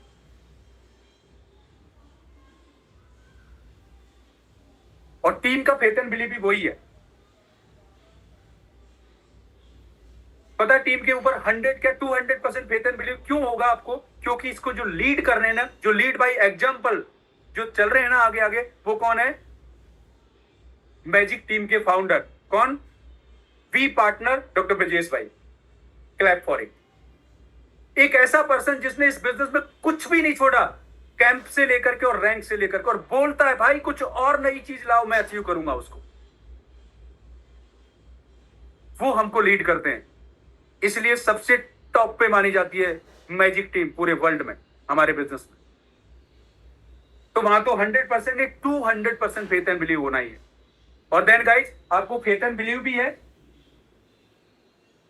आपका वाइड ड्रीम रिजल्ट भी बिल्कुल क्लियर है, लेकिन आपका थर्ड इंटरनल चेंज गड़बड़ है ना, तब भी आप इस बिजनेस में आगे नहीं बढ़ पाते हैं। तो थर्ड इंटरनल चेंज है प्रायोरिटीज।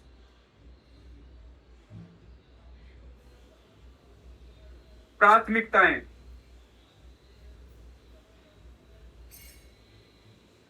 इस बिजनेस में आप किस किस को प्रायोरिटी बेस पे रखते हो।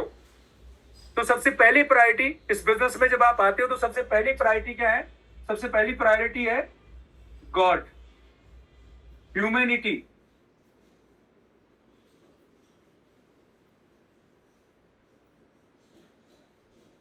ह्यूमैनिटी। ये बिजनेस ना कभी भी आपको झूठ बोल के नहीं करना, हमेशा सच बोल के करना है, राइट? ह्यूमैनिटी का मतलब सबसे पहले एक अच्छा इंसान बनना है यहां करके। सबसे पहले क्या करना है? एक अच्छा इंसान बनना है। अगर आप एक अच्छे इंसान नहीं है और इस बिजनेस में कभी सक्सेसफुल हो ही नहीं सकते आप झूठ जाट बोल करके इस बिजनेस में अगर कुछ भी झूठ बोल रहे हैं इधर उधर, देन आप बिजनेस में ग्रो नहीं करेंगे। तो बिजनेस के कल्चर और वैल्यूज के अकॉर्डिंग आपको काम करना है। देन सेकंड प्रायोरिटी पे किसके लिए? फैमिली। सेकंड नंबर पे प्रायोरिटी बेस पे क्या होनी चाहिए? आपकी फैमिली होनी चाहिए। लेकिन हमेशा आपको याद रखना कि ये जो फैमिली है ना, इसको कभी भी आपको एक्सक्यूज नहीं बनाना है, हमेशा रीजन बना करके बिजनेस करना है। वो कैसे? सपोज करो आपकी फैमिली में किसी को कोई प्रॉब्लम है, किसी की तबीयत खराब है, भगवान ना करे बट एक एग्जांपल दे रहा हूं, किसी की तबीयत खराब है, आपका फर्स्ट प्रायोरिटी क्या है? उस पर्सन को हॉस्पिटल ले जाना, उसका प्रॉपर ट्रीटमेंट करवाना और उसके बाद फिर घर उसको आराम करने देना और अपना सिस्टम ज्वाइन करना।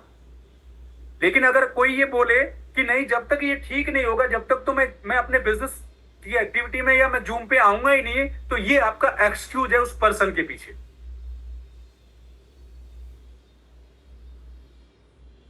राइट? आपका एक्सक्यूज है। तो फैमिली को हमेशा रीजन बनाना है, एक्सक्यूज नहीं बनाना। रीजन ये कि मैं इतना मेहनत करूं कि मेरे एक फोन करने से डॉक्टर ही मेरे घर पे आए, मैं डॉक्टर के पास नहीं जाऊं, ऐसा रीजन बना करके करना है। देन सेम ह्यूमैनिटी में भी ऐसे ही है।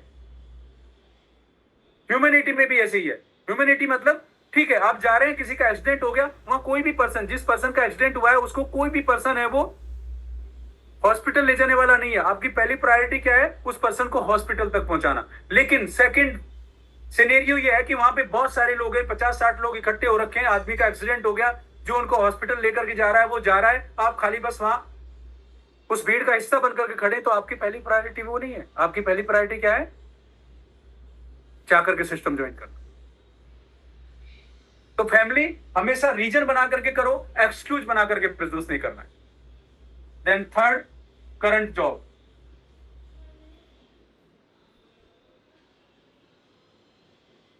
आज तक हमारा ब्रेड एंड बटर किससे चला? हमारे करंट जॉब से। तो थर्ड प्रायोरिटी पे हमको, थर्ड नंबर पे क्या होना चाहिए? Current job. कभी भी बिजनेस में आने के बाद कभी अपने जॉब को गलत नहीं बोलना है, कभी जॉब के बारे में कुछ बुरा भला नहीं कहना है, उतना ही रेस्पेक्ट करना है जितना पहले करना था। पता है क्यों?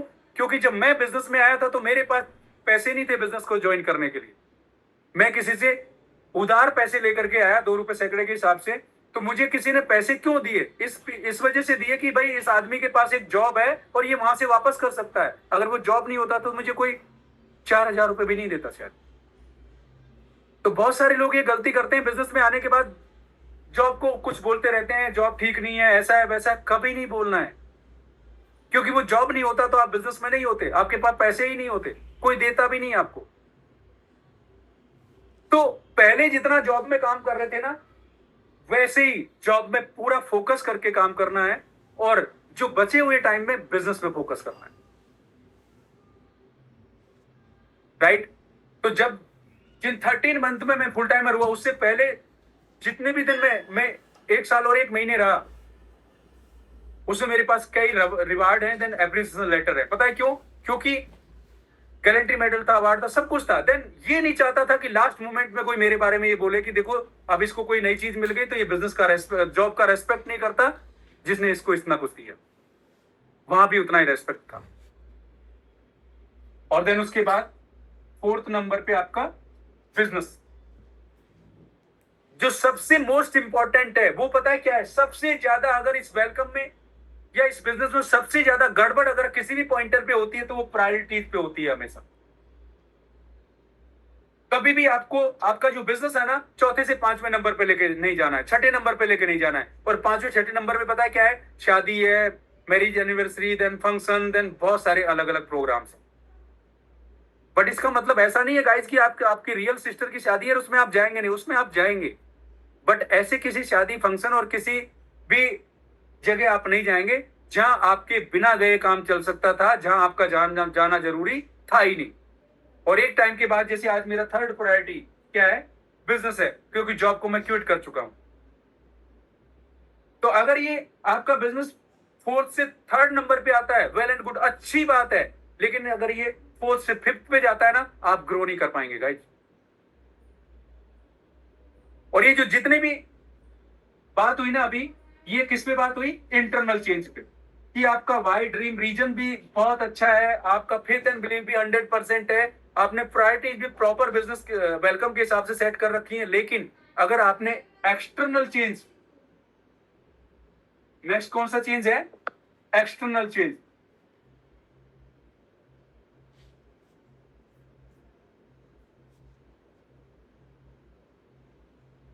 एक्सटर्नल चेंज का मतलब एक्शन, और इंटरनल चेंज क्या था? थॉट। अगर आपने एक्सटर्नल चेंज नहीं किया ना, तब भी आप बिजनेस में आप आगे नहीं बढ़ पाते। और एक्सटर्नल चेंज में हम क्या करते हैं? लिस्ट बनाते हैं। क्या करते हैं? लिस्ट बनाते हैं। दो लिस्ट बनाते हैं। पहली ड्रीम लिस्ट, 20 ड्रीम्स लिखते हैं हम, और इनको हमेशा इंक्रीज करते रहते हैं। और दूसरी नेम लिस्ट,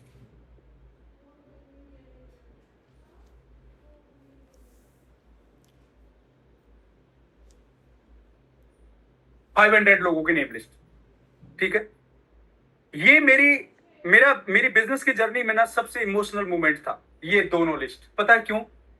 पहली बार मुझे मुझे नहीं याद है कि मेरे कभी किसी चाचा ने, ताऊ ने, किसी रिलेटिव ने कभी ये पूछा हो जिंदगी में कि लखन तुझे क्या करना है, तू चाहता है क्या है जिंदगी। लेकिन यहाँ जॉब में भी किसी ने नहीं पूछा। जॉब में भी यही बोलते थे, भाई अच्छे से नौकरी कर लो, नहीं तो ये जो स्टार लगे ना ये भी उतर जाएंगे। लेकिन इस बिजनेस में पहली बार किसी ऐसे लोगों ने, मुखराम भाई के अलावा मैं और लोगों को नहीं जानता था, और ऐसे लोग जिनको मैं पास्ट लाइफ में जानता भी नहीं था ना, उन्होंने मेरे कंधे पे हाथ रखा और बोला, लखन 20 चीजें ऐसी लिख, ऐसी एक लिस्ट बना, 20 चीजें ऐसी लिख जो तू जिंदगी में चाहता है, हम तेरे साथ खड़े हैं और उनको साथ में पूरा करवाएं। मेरे लिए ना ये बहुत बड़ा वर्ड था, मेरे लिए ये बहुत इमोशनल मोमेंट था कि वो पूरा होगा नहीं होगा, कोई करवाएगा नहीं है करवाया, वो सेकंड थिंग है। बट किसी ने बोला तो सही कि मैं तो तेरे पीछे खड़ा हूं। बिलीव में मैं बहुत इमोशनल था उस दिन कि यार कोई इंसान तो मिला जिंदगी में जिसने ये बोला कि हम तेरे साथ हैं, तो 20 चीजें लिख, हम पूरा करवाएंगे। और रियल में वो हर चीज उन्होंने स्टेप बाय पूरी करवाई अभी तक, और अभी हो रही भी बाकी, आज भी लगे हुए हैं मेरे साथ। बहुत शिद्दत के साथ बनाई है नेम लिस्ट और ड्रीम लिस्ट, बहुत शिद्दत के साथ, अच्छे से डेकोरेट करके, बहुत अच्छे से। आप में से बहुत सारे लोग ऐसे होंगे जो इस ड्रीम लिस्ट को ऐसे ही मानते होंगे, जिन्होंने फोटोज भी नहीं चिपकाए होंगे, जिन्होंने ऐसे ही पेज में बना ली होगी वो। मैं रियल बता रहा हूं, मैंने बहुत शिद्दत के साथ बनाया इसको, और जितनी शिद्दत के साथ चाह करके बनाया था ना, उतने ही अच्छी तरीके से पूरे हुए। तो इसको कैजुअल मत लेना। एक ऐसा पर्सन होगा आपके साथ खड़ा होगा, आपका वर्किंग अपलाइनर कोई, वो पर्सन हमेशा इस पे फोकस करके आपके साथ काम करना चाहता होगा, लेकिन आप खुद उसके साथ अपने ड्रीम के लिए फोकस नहीं करते। तो बहुत शिद्दत से बनानी है। देन उसके बाद नेम लिस्ट। बोलते हैं कि हर चीज को बनाने का एक रॉ मटेरियल होता है। दुनिया में कोई भी चीज ऐसी नहीं है, ये व्हाइट बोर्ड है, इसको भी बनाने का रॉ मटेरियल है। हमारे बिजनेस का एक रॉ मटेरियल है, और वो क्या है? Name list. और जिसको बनाने की बात आती तो हम सब लोग सोचते हैं ये तो वही वाला तो है। लेकिन आप सोचो, इस नेम लिस्ट के बारे में जब भी बात होती है ना, मैं आज भी ये बात सोचता हूं, आज भी बहुत अंदर से बहुत इमोशन आते हैं, बहुत इमोशनल हो जाता हूं। पता है क्यों? मैं यही सोचता हूं, अगर मुखराम भाई, अगर मेरा नाम लिखना भूल जाते तो लखन तू तो ऐसे ही कहीं नौकरी में खड़ा होता आज यार। आप सोचो, अगर बद्री भाई ने अतर सर का नाम उनकी नेम लिस्ट में नहीं लिखा होता तो अतर सर इतनी अच्छी लाइफ जी रहे होते। अरे भाई कहीं हॉस्पिटल में ड्यूटी में होते हो।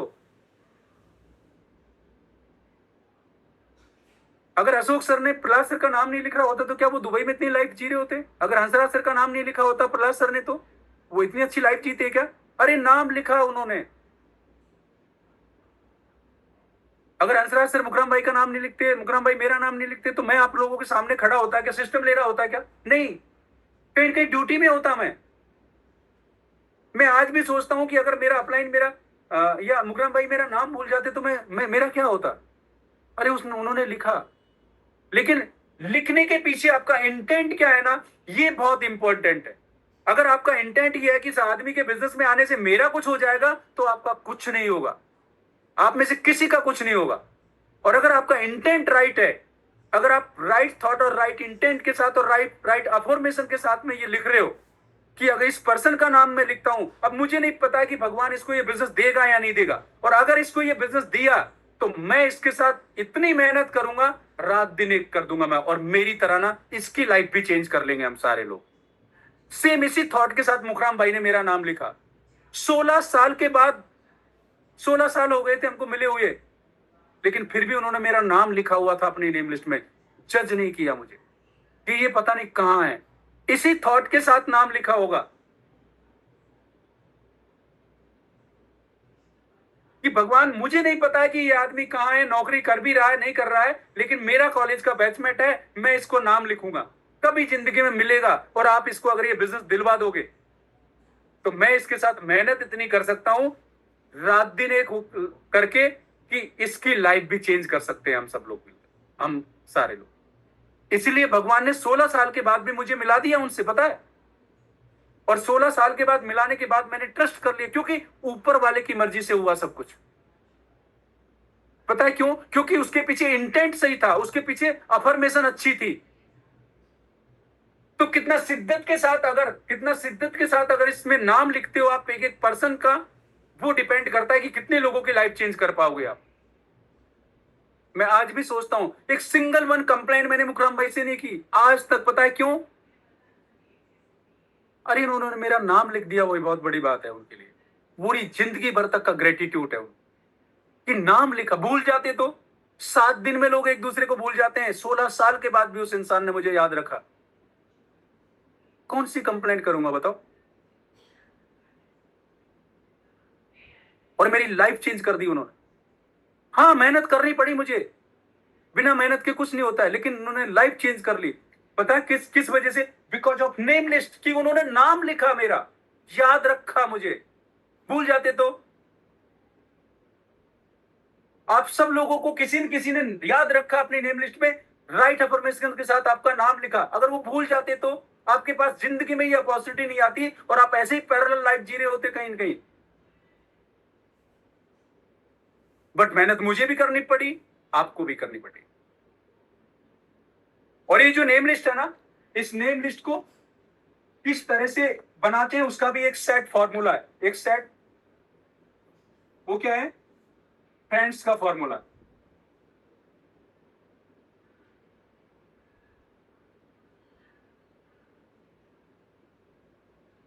जिसमें एफ से मतलब है फैमिली एंड फ्रेंड्स, आर से रिलेटिव्स, आई से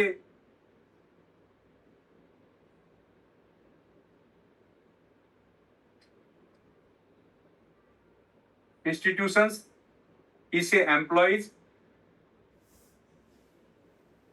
एन से नेबर्स,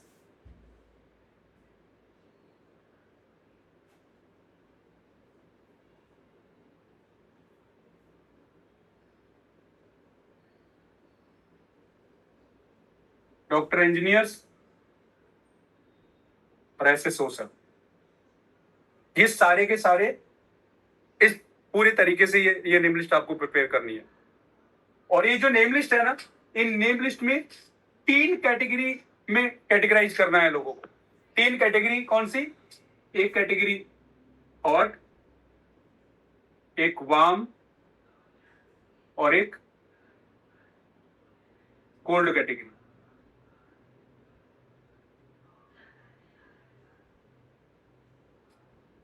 तो हॉट कैटेगरी के बारे में अगर मैं बात करूं तो हॉट, वार्म और कोल्ड क्या होता है? हॉट कैटेगरी वो कैटेगरी होती है जिसको हमारे ऊपर 100% ट्रस्ट होता है। और ये 100% ट्रस्ट वाले कौन लोग हैं? हमारे फैमिली के मेंबर्स, हमारे बहुत ही क्लोज फ्रेंड और हमारे बहुत ही क्लोज रिलेटिव्स। ये है हॉट कैटेगरी में,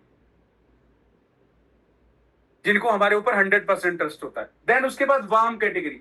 वार्म कैटेगरी का पर्सन वो पर्सन होता है जो जिनसे हमारी 2 दिन में, 10 दिन में, 5 दिन में, 20 दिन में बात होती रहती, कंटिन्यू उनके कांटेक्ट में है हम लोग। वो वार्म कैटेगरी का पर्सन होता है, जो हमारे ऊपर ट्रस्ट तो करते हैं लेकिन उतना नहीं करते जितना कि हॉट कैटेगरी के लोग करते हैं।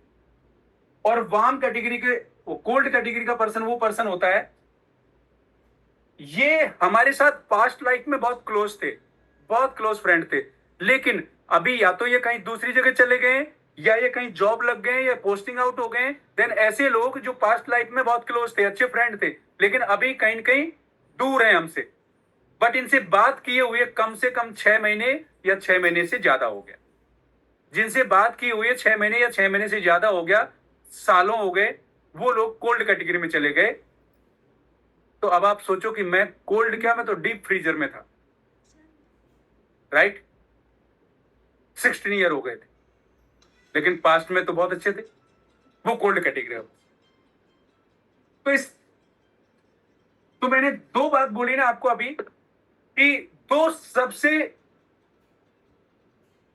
मेजर लिस्ट है इस बिजनेस की, वो है ड्रीम लिस्ट और नेम लिस्ट, जो एक दूसरे की पूरक है। सबसे बड़ा थॉट है इस बिजनेस का। और देन इस बिजनेस में ना एक और अपॉर्चुनिटी है, और वो कौन सी अपॉर्चुनिटी है? आप मुझे एक ऐसा कोई भी प्लेटफॉर्म बताओ, ऐसी कोई जॉब बताओ जहां पे काम आप अकेले करें और उसका 50% बेनिफिट आपके घर वालों को मिले, या आपका बहुत क्लोज फ्रेंड है उसको मिले, या बहुत क्लोज रिलेटिव है उसको मिले। एक कोई ऐसा प्लेटफॉर्म बताओ या ऐसा कोई डिपार्टमेंट बता दो जहां पे नौकरी आपको करनी है और उसका 50% बेनिफिट आपके घर वालों को मिलता है। गाइज, ये जो बिजनेस है ना, ये पहली ऐसी अपॉर्चुनिटी देता है। और ये इस बिजनेस का नहीं, दुनिया का सबसे बेस्ट कॉन्सेप्ट है। और इस कॉन्सेप्ट को क्या बोलते हैं? Hot John.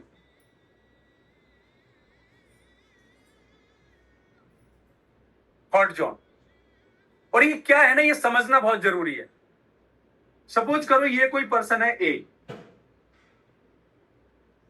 अगर मैं आपसे ही एक्सप्लेन करूं, दिस इज यू, ये आप हैं, तो आपके ना, आपको पता है हम लोग बिजनेस 2 ऑर्गेनाइजेशन में बिल्ड करते हैं, लेफ्ट और राइट में।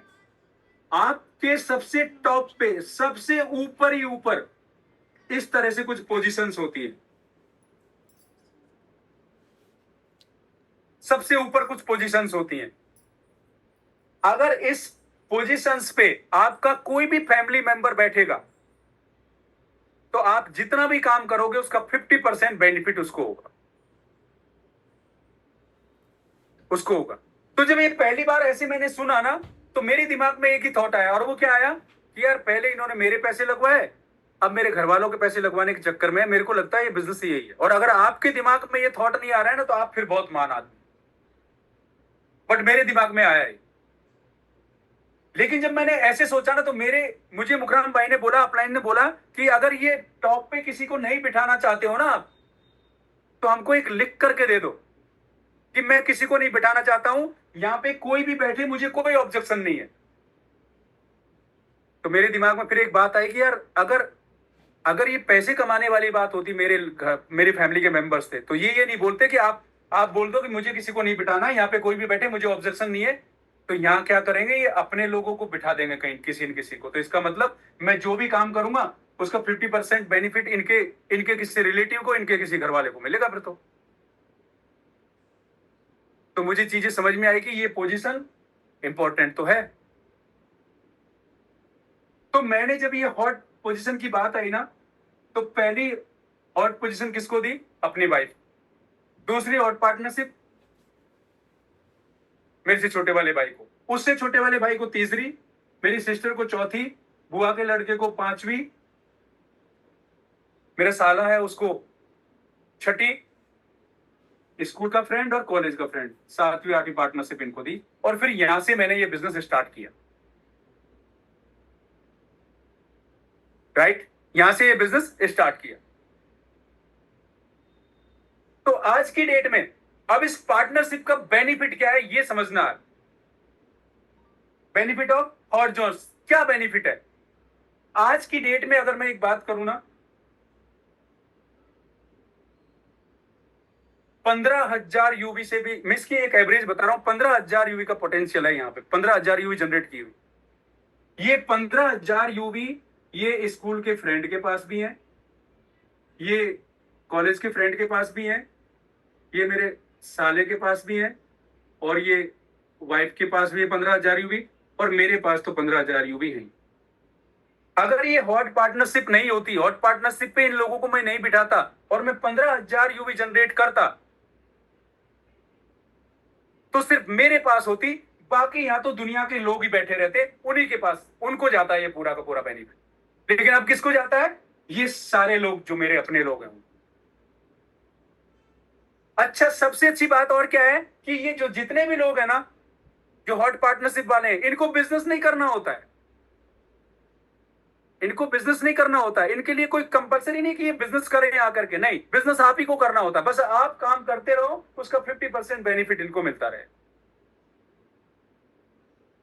अब सपोज करो आप अगर कोई काम करें, 50% उसका बेनिफिट किसी को ऐसे ही मिलता रहे, जो ना जूम पे आएगा, ना वीडियो देखेगा, ना ट्रेनिंग करेगा, ना पीडीएस विजुअल वेलकम में आएगा, ना बुक पढ़ेगा, कुछ भी नहीं करेगा वो, तो बुराई क्या है? हम एक महल खड़ा कर रहे हैं, उस महल में सबसे ज्यादा कौन सा, किसके लोग रहने चाहिए? हमारे या पब्लिक रहनी चाहिए? हमारे लोग। तो हम एक ऑर्गेनाइजेशन बिल्ड कर रहे हैं, उसमें ऊपर ही ऊपर टॉप पे हमारे लोग रहे, या किसी ऐसा आदमी आ जाए जिसको हम जानते भी नहीं। लेकिन ये 15,000 यूवी आज की डेट में अगर इनके पास हैं, तो क्यों है? क्योंकि 4 से 5 साल पहले ये पार्टनरशिप मैंने उसी टाइम दे दी थी जब मेरा ऐसे वेलकम सेशन हुआ था, उस टाइम में मुझे समझ में आया था। अगर सपोज करो मैं आज की डेट में अगर किसी को हॉट पार्टनरशिप दूं, यहां पे कोई ए नाम का पर्सन है मेरा रिलेटिव, इसको हॉट पार्टनरशिप दूं, तो ये 15,000 यूवी इसके पास आएगी क्या? नहीं आएगी, इसके पास जीरो रहेगी। दूसरी बात, अगर सपोज करो मैं मेरी वाइफ को आज की डेट में हॉट पार्टनरशिप देता, और यहां पे अगर 1,000 लोगों की ऑर्गेनाइजेशन है, तो मेरी वाइफ है ना, इन 1,000 लोगों के बाद में, मतलब ये 1,000 लोगों के लिए मेरी वाइफ काम करती है आज, क्योंकि कहां जाती? बॉटम में। लेकिन मैंने टाइम रहते रहते 4 से 5 साल पहले ये हॉट पार्टनरशिप को दे दी, तो 1,000 लोग किसके लिए काम करते हैं? मेरी वाइफ के लिए काम करते हैं, इन सब लोगों के लिए काम करते हैं, आप सब लोग इनके लिए काम करते हैं, जिनको ये जानते भी नहीं है कौन हुआ। सेम, अगर यहां पे 5,000 यूवी का पोटेंशियल है, तो ये 5,000 यूवी ये मेरी बुआ के लड़के के पास भी है, ये मेरी सिस्टर के पास भी है, ये मेरे दोनों भाइयों के पास भी 5,000 यूवी का पोटेंशियल है। ये कब पॉसिबल हुआ? जब 4 साल पहले मैंने सबसे टॉप पे इनको बिठा दिया। आज की डेट में अगर मान लो यहां पे अगर 500 लोगों की ऑर्गेनाइजेशन है, और मैं अपने भाई को अगर हॉट पार्टनरशिप देना चाहता था, तो ये 500 लोगों के लिए मेरा भाई काम करेगा कि नहीं करेगा? तो इसका पार्टनरशिप देने का कोई फायदा है आज? फायदा कब रहा? जब 4 साल 5 साल पहले मैंने ये वेलकम सेशन में ये पार्टनरशिप के बारे में सुना और ये दी, तो ये जो 500 लोग हैं ना, ये मेरे भाई के लिए काम करते। नहीं तो आज क्या होता? आज उल्टा होता। बट ये जो जितने भी पार्टनरशिप में की बात मैंने आपसे की है ना, इसके सबसे बड़ा बेनिफिट पता है और क्या है? सबसे बड़ा बेनिफिट ये है, आप लोगों ने वन यू फाइनेंशियल में पढ़ा होगा कि 3 और 3 यूवी की जब बैलेंसिंग होती है, तो हमारा क्या क्या होता है? एक चेक बनता है 24,000। तो मैं जब काम करता हूं तो 3 यूवी लेफ्ट में, 3 यूवी राइट में, इसकी बैलेंसिंग होती है, एक चेक बनाता हूं 24,000 का। लेकिन ये मेरा भाई खाली 3 यूवी जनरेट करके ही 24,000 का चेक बना लेता है, मेरे से आधा काम। क्योंकि 50% बेनिफिट, 50% इसका काम क्या हो गया, पहले से ही डन है ऑलरेडी, 50% बेनिफिट। तो मैं 3 और 3 6 यू पे एक 24,000 का चेक बनाऊंगा, ये 3 और 3 6 यू पे 24,000 के 2 चेक बनाएगा, 48,000 रुपए कमाएगा, मतलब मेरे से डबल पैसा।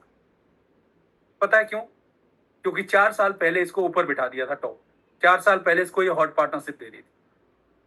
लेकिन मुझे इससे कोई नुकसान क्यों नहीं है? क्योंकि ये 48,000 रुपए ये भी कमाएगा और 48,000 रुपए मैं भी कमाऊंगा। और इस पार्टनरशिप की इंपॉर्टेंस आपको तब समझ में आएगी जब आपके साथ में काम करने वाला एक पर्सन है ना, आपके बराबर मेहनत करता है वो, लेकिन आपसे पैसा ज्यादा कमा रहा होगा। पता है क्यों? क्योंकि एक तो वो खुद की पार्टनरशिप पे कमा रहा होगा, एक अपनी वाइफ की पार्टनरशिप पे कमा रहा होगा, लेकिन आप उतनी मेहनत में उससे आधा पैसा कमा रहे हो। फिर आपको पता लगेगा कि मैंने ये पार्टनरशिप छोड़ करके बहुत बड़ी गलती कर दी। फिर आप अपलाइन को बोलोगे, भाई अभी मैं ये पार्टनरशिप दे सकता हूं क्या? अपलाइन बोलेगा अभी तो नहीं है, और दे भी दोगे तो कोई फायदा है? कोई फायदा नहीं। तो इस बिजनेस में सबसे ज्यादा पछतावा अगर किसी चीज के ऊपर होता है तो सिर्फ पार्टनरशिप के ऊपर होता है, हॉट पार्टनरशिप के ऊपर, कि मैंने हॉट पार्टनरशिप में इतना हॉट पार्टनरशिप देने के बाद भी मुझे आज भी ऐसा लगता है कि मुझे और लोगों को भी दे देना चाहिए था, उनकी लाइफ चेंज हो जाती। तो ऐसा नहीं है कि और लोगों को मैंने बोला नहीं था। जब ये हॉट पार्टनरशिप वाली बात आई थी तो मैंने इन और लोगों, इनके अलावा और लोगों को भी बोला था, और लोगों ने ना मुझे भर भर के ज्ञान दिया। मेरे एक दोस्त को मैंने हॉट पार्टनरशिप के लिए कॉल किया, उसने बोला, अरे भाई यार तू लखन जानता नहीं है, ये सब बेकार की बातें हैं। जूम पे तुम ले जाकर के जब लोगों को बिठाते हो तो जूम वाले तुमको थोड़े बहुत पैसे देते हैं, यही बिजनेस है ये, और कोई बिजनेस नहीं। ठीक है। उससे भी बड़ी बात, मेरी बड़ी वाली सिस्टर, उनका लड़का सॉफ्टवेयर इंजीनियर है, वाइफ, उस लड़के की वाइफ है वो सॉफ्टवेयर, वो आईबी में इंस्पेक्टर है। उनको मैंने बोला हॉट पार्टनरशिप, उसने बोला मामा किसने बेवकूफ बना दिया आपसे? अरे मैं इतने साल से दिल्ली में रहता हूं, आप फौज में नौकरी करते हो, आपको दुनिया का कुछ पता नहीं है, आप फंस गए। और जैसे उसने ऐसे बोला तो मेरे पास भी तो इतना सही दिल था, मेरे को भी तो 15 ही दिन हुए थे बिजनेस में, आपको क्या लगता है कि मुझे 5 साल हो गए थे? नहीं। तो जैसे उसने बोला कि आप फंस गए, ये कुछ नहीं होता है ऐसा, मैंने कितनी सारी कंपनियां देखी हैं, भाग जाएगी कुछ दिनों में। कितने पैसे लगाए आपने? उसने बोला, मैंने बोला मैंने बस इतने ही 1-1.5 लाख रुपए लगाए। तो बोला कि आपने कमा लिए? तो मैंने बोल दिया, झूठ बोल दिया, हाँ मैंने तो कमा लिए। तो बोला अगर कमा लिए ना तो किसी और के मत लगवाना। अब मैंने तो उसको तो सेटिस्फाई कर दिया, लेकिन आपको लगता है मुझे 4 दिन तक नींद आई होगी? भाई नींद नहीं आई। आप सोचो, आपका रियल भांजा ये बात बोल रहा है, एक आपका दोस्त बोल रहा है देनी और पार्टनरशिप बहुत इंपॉर्टेंट है, तो किसकी बात मानोगे आप? भांजे की। लेकिन फिर बाद में मुखराम भाई ने एक ही बात बोली थी, देखो लखन, चाहे घर के बर्तन बेच देना, हमसे यही बात बोली थी हमारे अपलाइन, लेकिन इस हॉट पार्टनरशिप को मत जाने दे, मैं तेरे साथ खड़ा हूं। किसी ने बोला 1 रुपया अगर इस बिजनेस से कमा लो ना, उस दिन हमारे सामने आकर के बात कर लेना, फिर हम करेंगे साथ। बहुत सारे लोगों ने बहुत ज्ञान दिया, तो बहुत सारी कंफ्यूजन पैदा कर दिए, और फाइनली ये 8 लोग ऐसे थे जिनको हॉट पार्टनरशिप थी, जिसमें मेरी फैमिली के मेंबर ही थे 4, वाइफ, दोनों भाई और सिस्टर, छोटी वाली सिस्टर।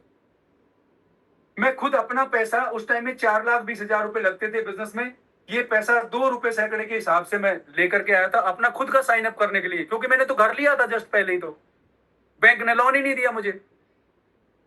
अब हॉट पार्टनरशिप देने के लिए कहां से पैसा लाऊं? तो दिमाग में ये आती है ना, यार ये धीरे धीरे क्यों बताते हैं चीजों।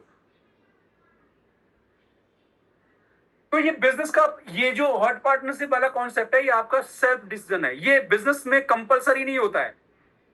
कंपनी आपको नहीं बोलेगी और आपका कोई अपलाइन आपको ये नहीं बोलेगा कि आपको हॉट पार्टनरशिप देना जरूरी है। आप हॉट पार्टनरशिप देते हो तब भी और नहीं देते हो तब भी आपका बिजनेस का कोई फर्क नहीं पड़ता उससे।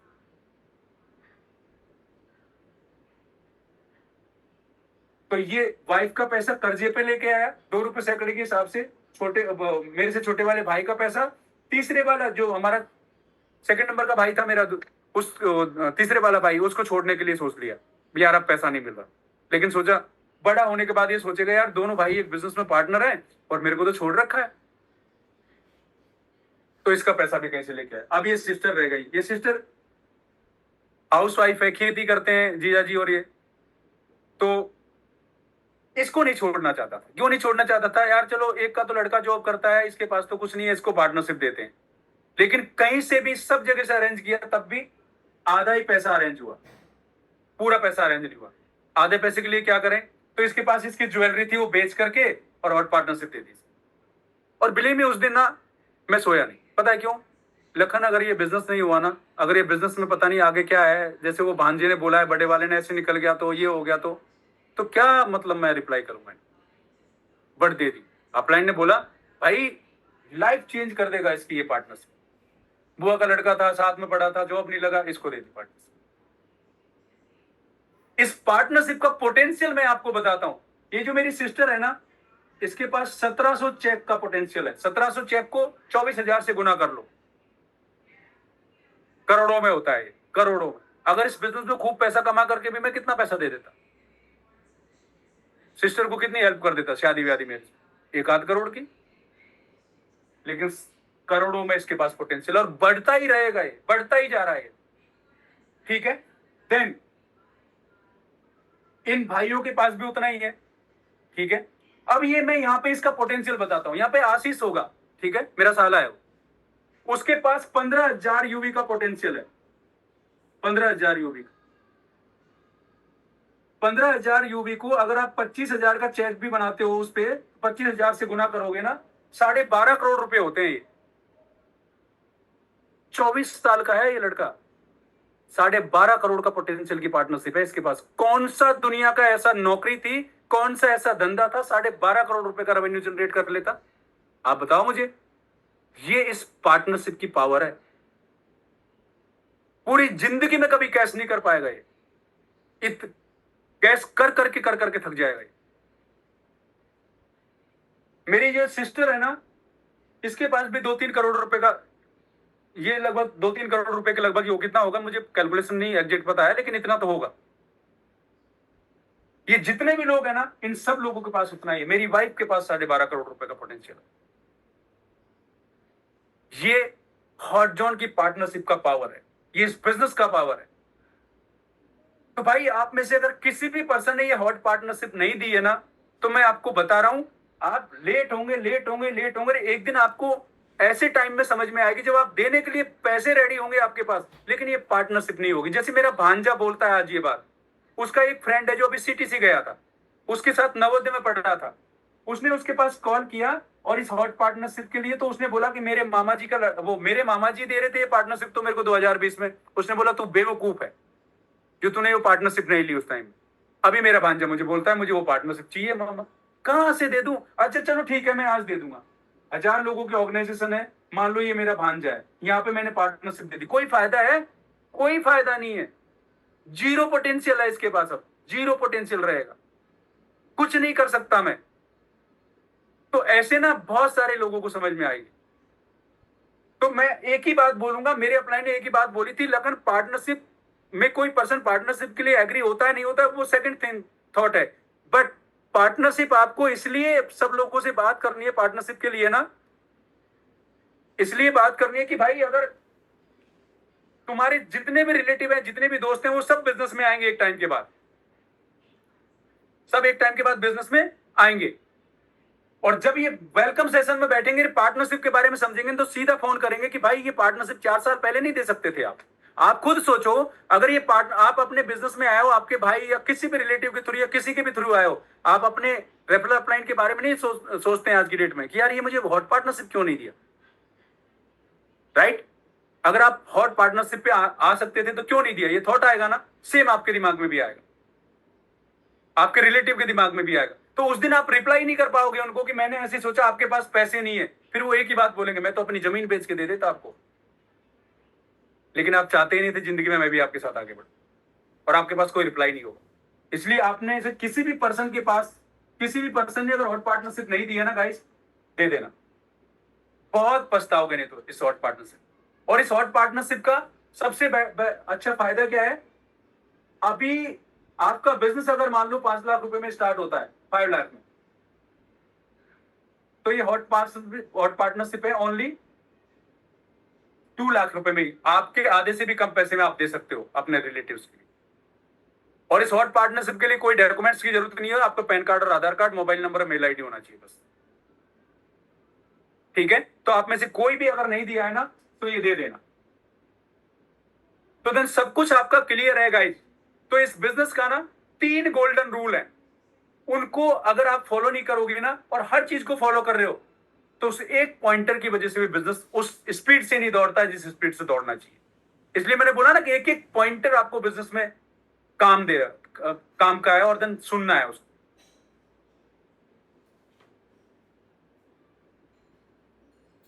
पहला गोल्डन रूल, आपको नेम लिस्ट बनानी है 500 लोगों की, राइट। सेकंड गोल्डन रूल क्या है, ये जो नेम लिस्ट है इसको 10% इन ए मंथ आपको इंक्रीज करना है। और थर्ड गोल्डन रूल क्या है, 5+3 एक्टिविटी आपको करनी है। मीन्स की रूल 3 क्या है, रूल 3। और रूल 3 कब होता है, जब 3 बार आप कंटिन्यू गोल्ड स्टार कर ले, वो 3 बार आप प्लेयर ऑफ द वीक करते हो महीने में। महीने में 3 बार प्लेयर ऑफ द वीक किया, आपका क्या हो गया, रूल 3 हो गया, राइट। रूल 3 देन 20 डीआर, आपको 20 डीआर पे फोकस करना है। 20 डीआर इस बिजनेस का वो कॉन्सेप्ट है जो आपको नोबॉडी टू समबॉडी बनाता है। 20 डीआर वो कॉन्सेप्ट है जो आपको हर रैंक अचीव करवाता है। 20 डीआर वो कॉन्सेप्ट है जो आपको हर कैंप अचीव करवाता है। 20 डीआर वो कॉन्सेप्ट है जो आपको मैक्स आउट तक लेकर के जाता है। और then 15 plan in a month, means के वही रूल 3 की बात कर। अब इस बिजनेस में सारे पॉइंटर्स को, वेलकम के हर पॉइंटर को फॉलो कर रहे हो आप, लेकिन आपको ये पता नहीं है कि क्या करना है और क्या नहीं करना है। डू एंड डोंट्स, ठीक है। तो डूज में, आप जब बिजनेस में आते हो आपके पास एक लैपटॉप होना चाहिए, ठीक है।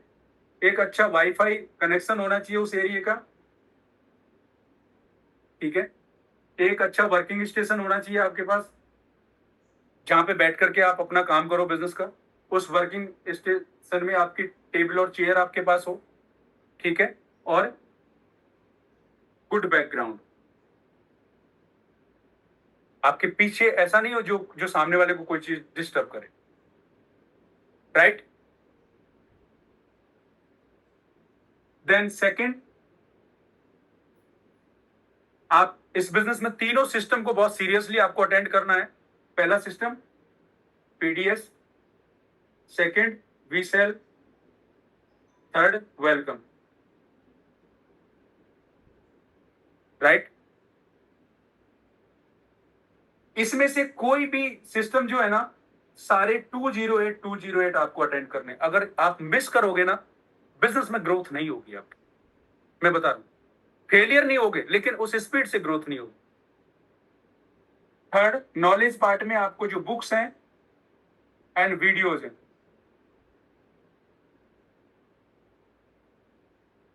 मिनिमम 7 टाइम और मैक्सिमम 21 टाइम आपको पढ़नी है और देखनी है पूरे 4 से 5 साल में।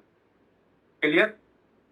इसके अलावा आपका बिजनेस में ना नेक्स्ट क्या है, इवेंट।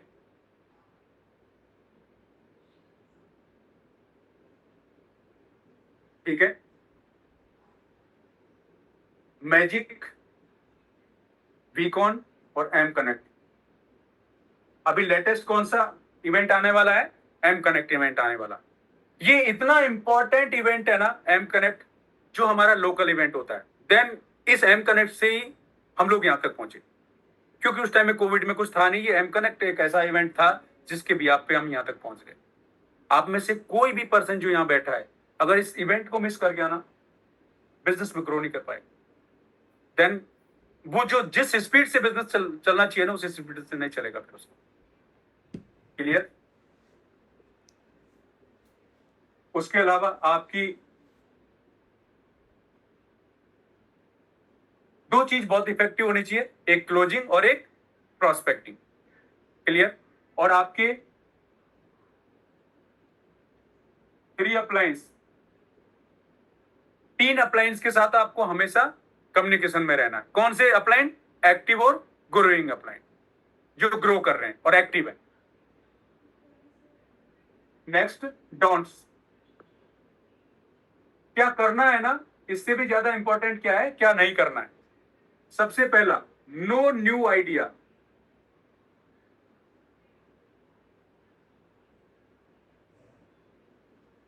अपने अप्लायंस से पूछे, कोई भी नया आइडिया अपने बिजनेस में आपको खुद अपने से अप्लाई नहीं करना है, ठीक है।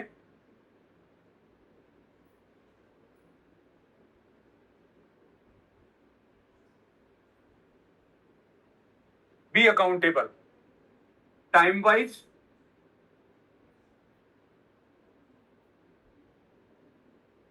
Money wise,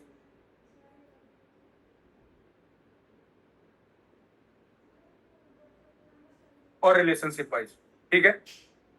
time wise accountable का मतलब ये है कि किसी भी सिस्टम में जब आप एंटर करते हो तो हमारे बिजनेस में बोला जाता है on time is always late. Means कि अगर आप एग्जैक्ट टाइम पे आप एंटर कर रहे हो तो आप ऑलरेडी लेट हो, आपको हमेशा 5 मिनट पहले उसमें एंटर हो जाना है, चाहे वो पीडीएस है, विसेल है, वेलकम, कोई भी सिस्टम है। क्लियर? अगर आप टाइम वाइज अकाउंटेबल नहीं रहेंगे ना, आप बिजनेस में बहुत पीछे रह जाएंगे, बहुत सारी चीजें मिस करेंगे, फिर धीरे धीरे धीरे धीरे बहुत बैकफुट पे चले जाएंगे। मनी वाइज अकाउंटेबल का मतलब जो भी पैसे का लेन देन है, जो भी हिसाब किताब है, पूरा प्रॉपर आपके पास ना लिखा हुआ होना चाहिए, आपके पास एक डायरी होनी चाहिए, ठीक है। कोई भी पैसा है उसका हिसाब किताब का कोई ग्लिच नहीं होना चाहिए, ठीक है। क्लियर होना चाहिए, क्लियरिटी होनी चाहिए, देने वाले के दिमाग में भी, लेने वाले के दिमाग में। क्लियर? और रिलेशनशिप, ये जो बिजनेस है ना, बिना रिलेशनशिप के नहीं चलेगा। तो ये यहां से नहीं करना है, यहां से करना है। Clear? Then no ego hurt. आपको किसी की ईगो को हर्ट नहीं करना है, अभी मेल फीमेल नहीं, दोनों को ही। मीन्स कि हम इस बिजनेस में ना किसी को छोटा बड़ा साबित करने के लिए नहीं आए, यहां पे सब लोग इक्वल हैं, तो हर पर्सन का रेस्पेक्ट करना है। और देन नो रूल 4। यहां पे देखो ब्रजेश भाई एक बात बोलते हैं कि आपको अपने बिजनेस में ना कोई ऐसा काम नहीं करना है जो आपकी मदर, आपकी सिस्टर, देन आपकी वाइफ के साथ आपको अच्छा नहीं लगता। मीन्स की जो चीज इनके साथ आपको अच्छी नहीं लगती, आपको खराब लगती है, देन अलाउ नहीं करते, वो कोई भी काम यहां पे नहीं करना है। सबका रेस्पेक्ट करना है। एज ए फैमिली है हम लोग, एज ए फैमिली है, और फैमिली में जो जो चीज है ना वही अलाउ है, बाकी नहीं। राइट? और फाइनली ये जो बिजनेस है ना, इसको हम एक देन हम लोग मैनचेस्टर सिटी फुटबॉल क्लब के पार्ट हैं। क्यों है? कि उसको स्पॉन्सर करते हैं, जो दुनिया का सबसे बड़ा फुटबॉल क्लब है, ठीक है। तो जो फुटबॉल होता है ना, अगर उसके ग्राउंड की बात करूं तो इस तरह से होता है, और ये बहुत एनर्जी का गेम है।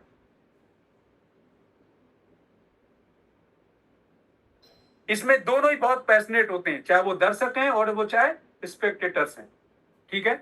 तो अगर इसके ग्राउंड की बात करूं, इस तरह से होता है, ठीक है। ये दोनों तरफ दोनों गोल पोस्ट, 11 प्लेयर्स इस साइड में और 11 प्लेयर्स इस साइड।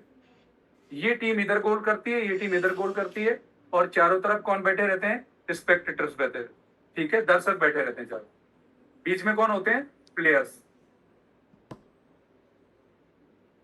और चारों तरफ स्पेक्टेटर्स, ठीक है। बहुत पैशन और अग्रेशन का गेम होता है फुटबॉल। अभी जस्ट फीफा वर्ल्ड कप हुआ था ना, बहुत पैशनेट होते हैं सब लोग। देन पूरे मैच को अगर समराइज करके देखें तो इस मैच में सारे लोग बहुत एनर्जेटिक होते हैं, बहुत पैशनेट होते हैं, ठीक है। लेकिन इस पूरे के पूरे मैच में पैसे कौन कमाता है? प्लेयर्स। और स्पेक्टेटर्स क्या करते हैं? चारों तरफ बैठ करके आउटसाइड में क्या करते हैं? सिर्फ क्लैपिंग करते हैं। मैच होता है, ये क्लियर है कि दो टीमों में से एक टीम हारेगी, जीतेगी, एक जीतेगी, ठीक है। तो पूरे मैच के बाद सारे लोग अपने अपने घर चले जाते हैं और सारे लोग पार्टी करते हैं, स्पेक्टेटर्स भी, हारने वाली टीम, जीतने वाली टीम। लेकिन गाइस जो सीखने वाली बात है ना, वो ये है कि नेक्स्ट डे तीनों लोगों का शेड्यूल क्या रहता है। देखो जितने भी प्लेयर हैं, वो चाहे हारने वाली टीम के हैं चाहे जीतने वाली टीम के हैं, वो सारे के सारे प्लेयर्स क्या करते हैं? प्रैक्टिस पे जाते हैं। और जीतने और दर्शक हैं, वो अगले दिन से क्या करते हैं? अपना टिफिन उठाया और क्या करेंगे? Office to home, office to home, office to home, office to home, office to home, office to home, office to home, office to home, same life. But players में हारने वाली टीम के प्लेयर्स तो ground में इस thought के साथ उतरेंगे कि इस मैच में जो गलती हुई वो रिपीट नहीं करनी है और देन इसको करेक्ट करते हुए प्रैक्टिस करनी है। और जीतने वाली टीम के प्लेयर्स इस थॉट के साथ ग्राउंड में उतरेंगे कि ठीक है ये मैच जीत गए, लेकिन इसको और बेहतर तरीके से कैसे जीता जा सकता था, इस थॉट के साथ हम लोग प्रैक्टिस करेंगे। तो इसकी बिजनेस में लर्निंग यही है। ठीक है, हो सकता है आज की डेट में ये जो वीक है, प्रेजेंट वीक आपका अच्छा नहीं चल रहा हो, अभी आपका अच्छा नहीं चल रहा हो, तो जिन जो अभी तक आप गलती कर रहे थे ना, उनको करेक्ट करके इस वेलकम के एक एक पॉइंटर को रखना, कहां आप मिस्टेक कर रहे थे, कौन सा पॉइंटर आपका मिस था, उस पर काम करना, देन हारने वाली टीम की तरह उसको करेक्ट करके आगे बढ़ जाना। और अगर आप जीत भी रहे हैं, मीन्स की अगर आप अच्छा भी कर रहे हैं, तो फिर वेलकम के पॉइंटर्स को रखना और उनको देखना कौन सा पॉइंटर मेरा 100% फॉलो नहीं हो रहा, उसको फॉलो करना और जीते वाली टीम के थॉट के हिसाब से और बेटर कैसे कर सकते हैं, इस तरीके से आपको काम करना। बट ये होगा कब? ये तब होगा जब आपको ये पता होगा कि मैं कौन। तो आप कौन है? ये प्लेयर या स्पेक्टेटर्स? प्लेयर। आप लोगों में ना दिख नहीं रहा मुझे एनर्जी। प्लेयर है या एक्सपेक्टेटर है गाइस? तो आपको क्या बनना है? Player. Then thank you Hansraj sir, Mukram भाई एंड अदर सर, जितने भी अप्लायंस, माई ऑल अप्लायंस, जिनकी वजह से आज मैं यहाँ खड़ा हूं, मेरे ऊपर हमेशा ऐसे ही हाथ रखना, देन ऐसे ही आगे बढ़ाते रहना। और देन आप नहीं होते तो शायद मैं यहाँ पे नहीं होता। देन बहुत ग्रेटिट्यूड है ऑल अप्लायंस का। ठीक है, तो then guys, let's play the game. Welcome to the unite.